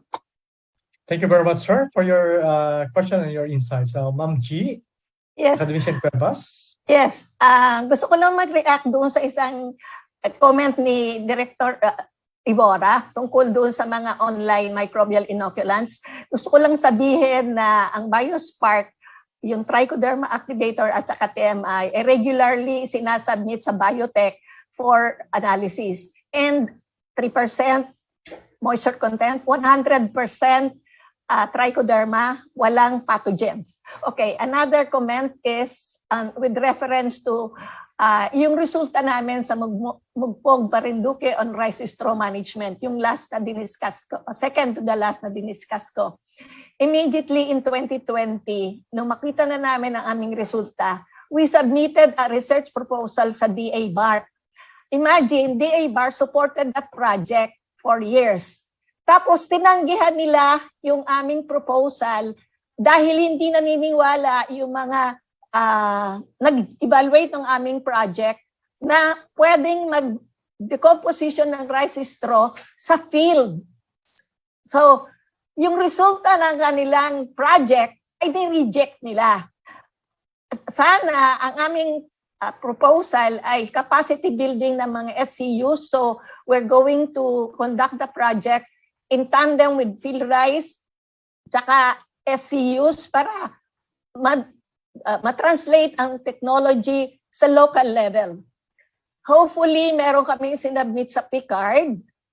Sana bigyang pansin dahil napakalaki ng magagawa nito, especially in this time na napakamahal na fertilizer. Based on our results, mabilis ang decomposition within the turnaround period, marireduce ang fertilizer ng 50%, mataas ang yield. Gusto sana naming I-pilot test ito sa different rice-producing regions. Hopefully, pakinggan kami ng PICARD. Actually, hindi ako nag-propose dahil retired na ako, si Dr. Pearl Basilio Sanchez, taga-soil science and project leader, nandun ngayon sa ARMD. Hopefully, pakinggan naman kami. Hinayang na hinayang ako sa DA BARC. Sila ang nagpondo ng aming project. Resulta ng aming project, hindi nila pinansin. Thank you.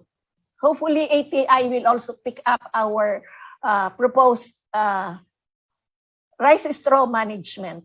Thank you. Thank you very much, Ma'am G. Let's hear Sir Ray. Gusto rin yata ni magsalita ni Ma'am Dr. Mula. So let's hear first Sir Ray Ebora.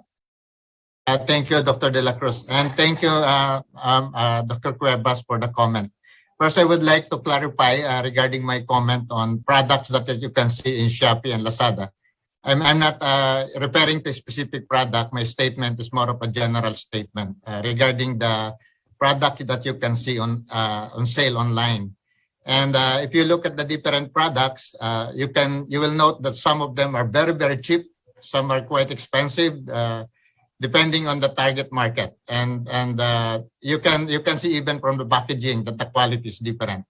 In terms of BioSpark, I have full trust and confidence that the product is good. There's no doubt about it because it's a product of good science and good research. But I cannot say that the same. I cannot say the same thing to other products that you can find online, because the quality of this product is dependent on the the type of technology being used in its production, especially for compost. And I invite you to look at Shopee and Lazada and search it now, and probably you're going to agree with my comment. Okay, the other thing is the projects that have been submitted to PICARD. We have a standard system of evaluating the proposal, and usually the system, it has to be evaluated. And I hope that the proponent is also amenable to change some of the approaches depending on the comment of the reviewer. Kasi kung ano yan there might be different approaches in order to arrive at certain outcome. And usually, depending on the review, some adjustment has to be made. But definitely, we are going to entertain those proposals. And we are not going to waste our resources by simply declining to approve certain project or not and not properly evaluating it. But I would like to assure our researchers that proper evaluation are being done. And we are in the same community, and probably the reviewer of your proposals are also belonging to our community. So we have to honor their assessment. And at the end of the day, PICARD has to make a determination whether we are going to support or not, depending on the inputs that we receive. But I can assure you that PICARD is supportive of developing green technologies. That's why I have mentioned other technologies that were not discussed, because there are a lot of other green technologies. Some of the technologies are actually being used by farmers even without proper evaluation, but they are getting good results. For example, the fermented plant juices. Some of the farmers are getting good results quite consistently. But however, if you are going to do it in large scale because of the absence of specific approaches, then predictability of results is quite difficult. That's why you still have to do some R&D on that particular aspect.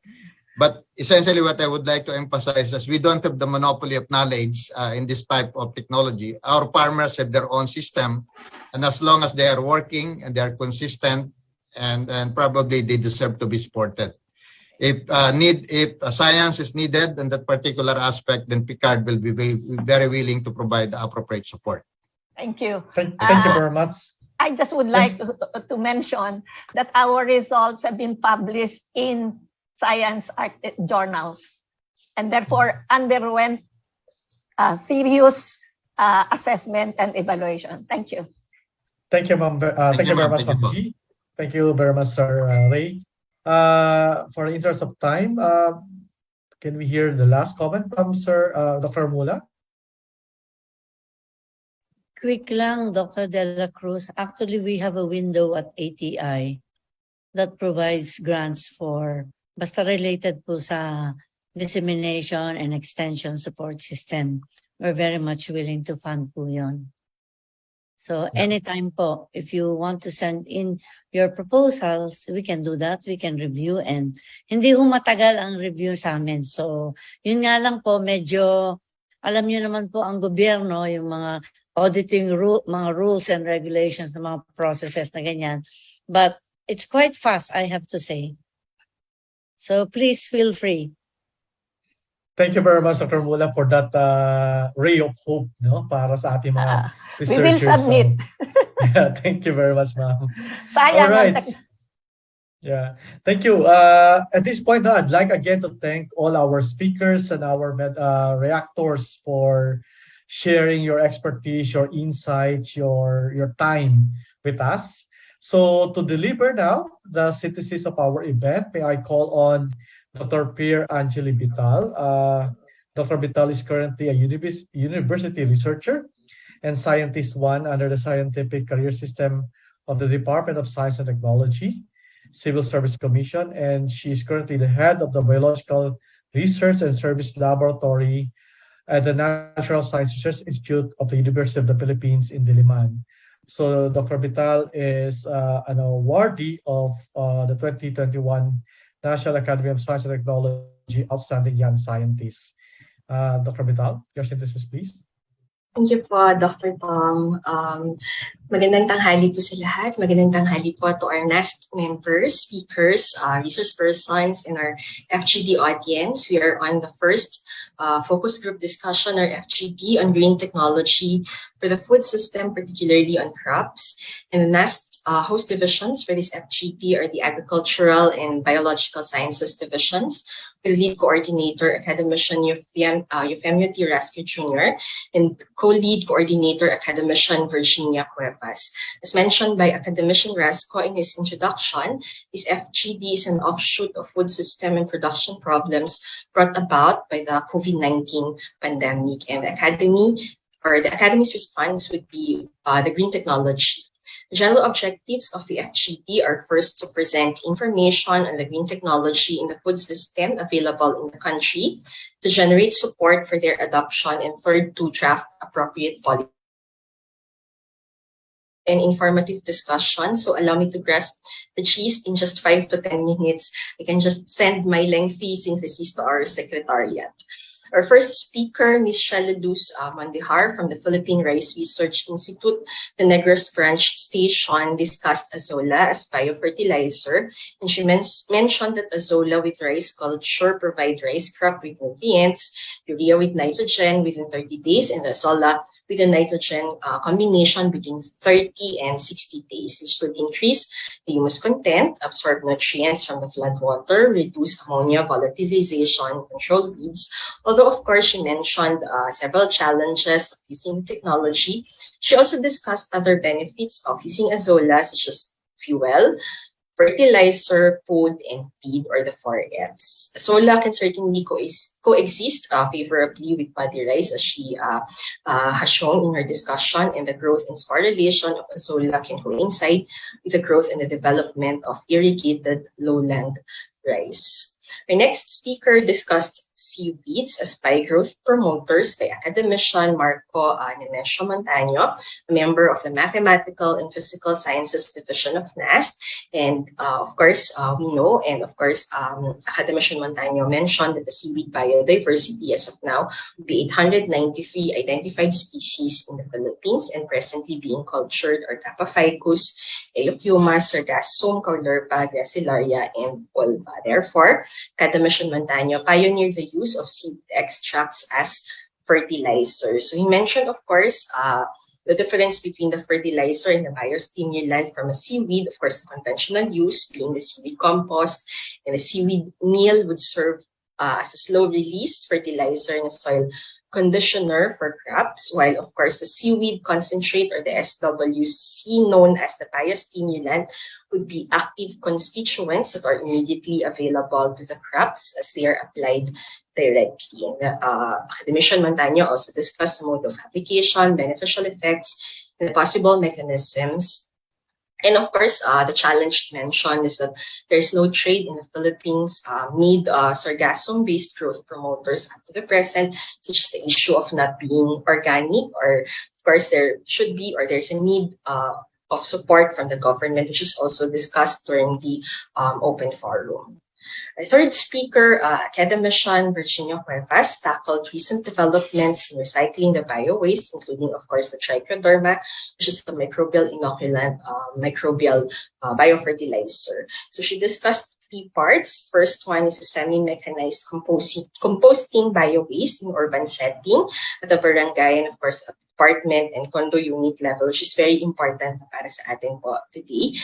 She also discussed different constraints on different levels, such as the first one, only 40% of municipalities in the country have MRF. She presented, of course, the answer to the challenges or the constraints. The second level, or the second part, is the easy farmer-friendly composting rice straws, which is a circular agro-ecosystem, including the short-term and the long-term benefits, and the constraint there would be a need to extend to all rice-producing provinces in the country. And the third, of course, is the water hyacinth. We know, of course, that this is an aquatic weed, but naging resource po siya when composted. So, of course, the possible benefits would be nutrient cycling from upland to bodies of water and back to uplands, and possible cleanup of rivers and lakes in the country. Although, of course, she also presented a constraint, which is a need for field trials in different freshwater bodies of the country. And as mentioned during the open forum, Academician Cuevas would, of course, continue to look for funding agencies for the projects and the technology. Our fourth speaker, academician Rafael Guerrero, discussed, a member of the Agricultural Sciences Division, has discussed vermicomposting in the Philippines, and is an aerobic production of compost using earthworms and biodegradable materials from farm waste, food waste, etc. It is an excellent soil enhancer and bioactive fertilizer for organic farming. He, of course, discussed the benefits of a vermicompost, being that there are more N, P, and K and other microminerals, or beneficial microorganisms, the production of earthworm biomass, which is an excellent source of animal protein, and the requirements for a vermicompost is CN ratio, water, oxygen, and temperature. It's definitely Academician Guerrero's pioneering contribution to the Filipino community.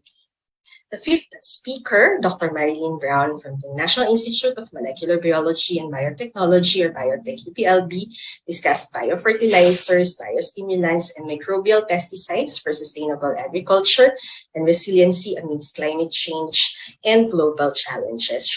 She discussed several examples of the technology available in biotech, such as yung mga sikat na po na Mycopam, Mycoplast, etc., from biofertilizers to biostimulants, microbial biopesticides, and of course, nitrogen fixation in the mycorrhizae program. But aside from, of course, the different technologies presented, Dr. Brown also presented the issues and problems in applications such as regulatory policies regulating the registration of the products, administrative policies, absence of the well-defined linkages between local government units and farmers, the support of the development of product or technology that would end with the product development, the cost in conducting the seminars and advertising, the lack of policy advocacy, the lack of funding, and complicated procurement.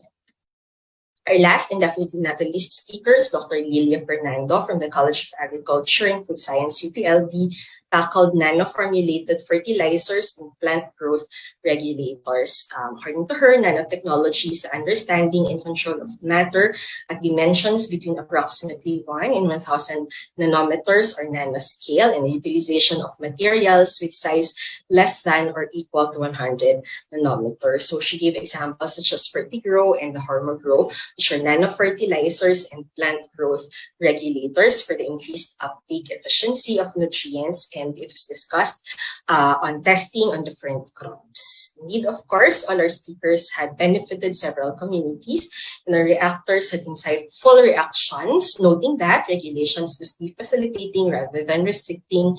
Costing, where are the technologies now, factors affecting the scaling of technology, and of course the need for support of our government. All of these, of course, with environmental sustainability with the end goal of policy recommendations or science-based advice. And I know po that you will all agree with me that we had a productive first FGD this morning. And for the technology to be adopted, we should have, of course, researchers and the scientists. The physical space, as was discussed during the open forum, literally physical space, the government and even the private agencies involved and the funding agencies as well as the stakeholders. And as a summary, I just would like to leave the word green, or the GREEN, coming from our theme. G meaning for Go Green Technology.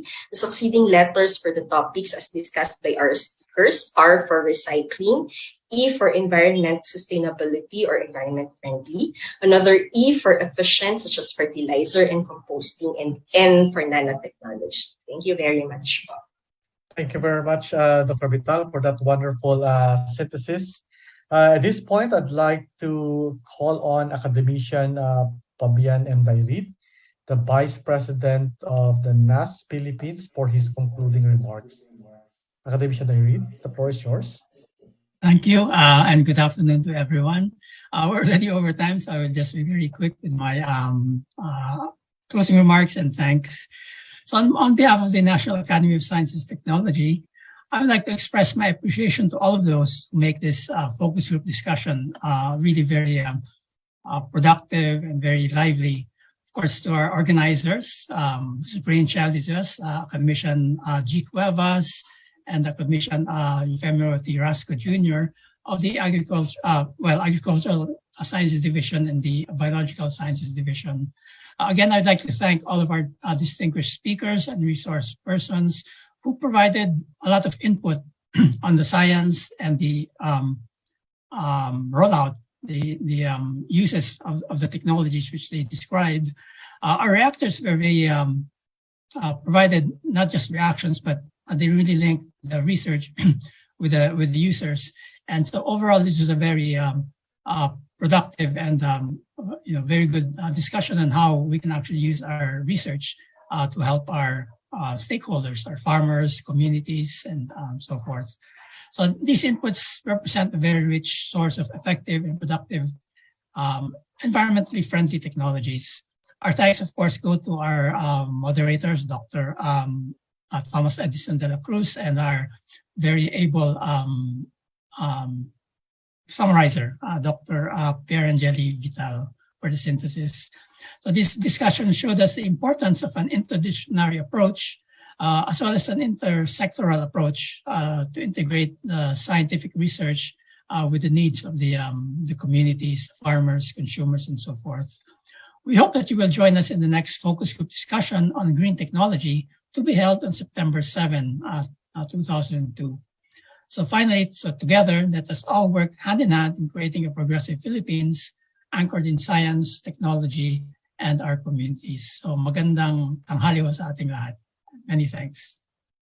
Thank you very much, Academician Dairit. Before we have our lunch po, may I request everyone to turn on your video so that we can have a very quick photo session. The NAS Secretariat, please take charge. Give us a cue now when we're going to have our picture.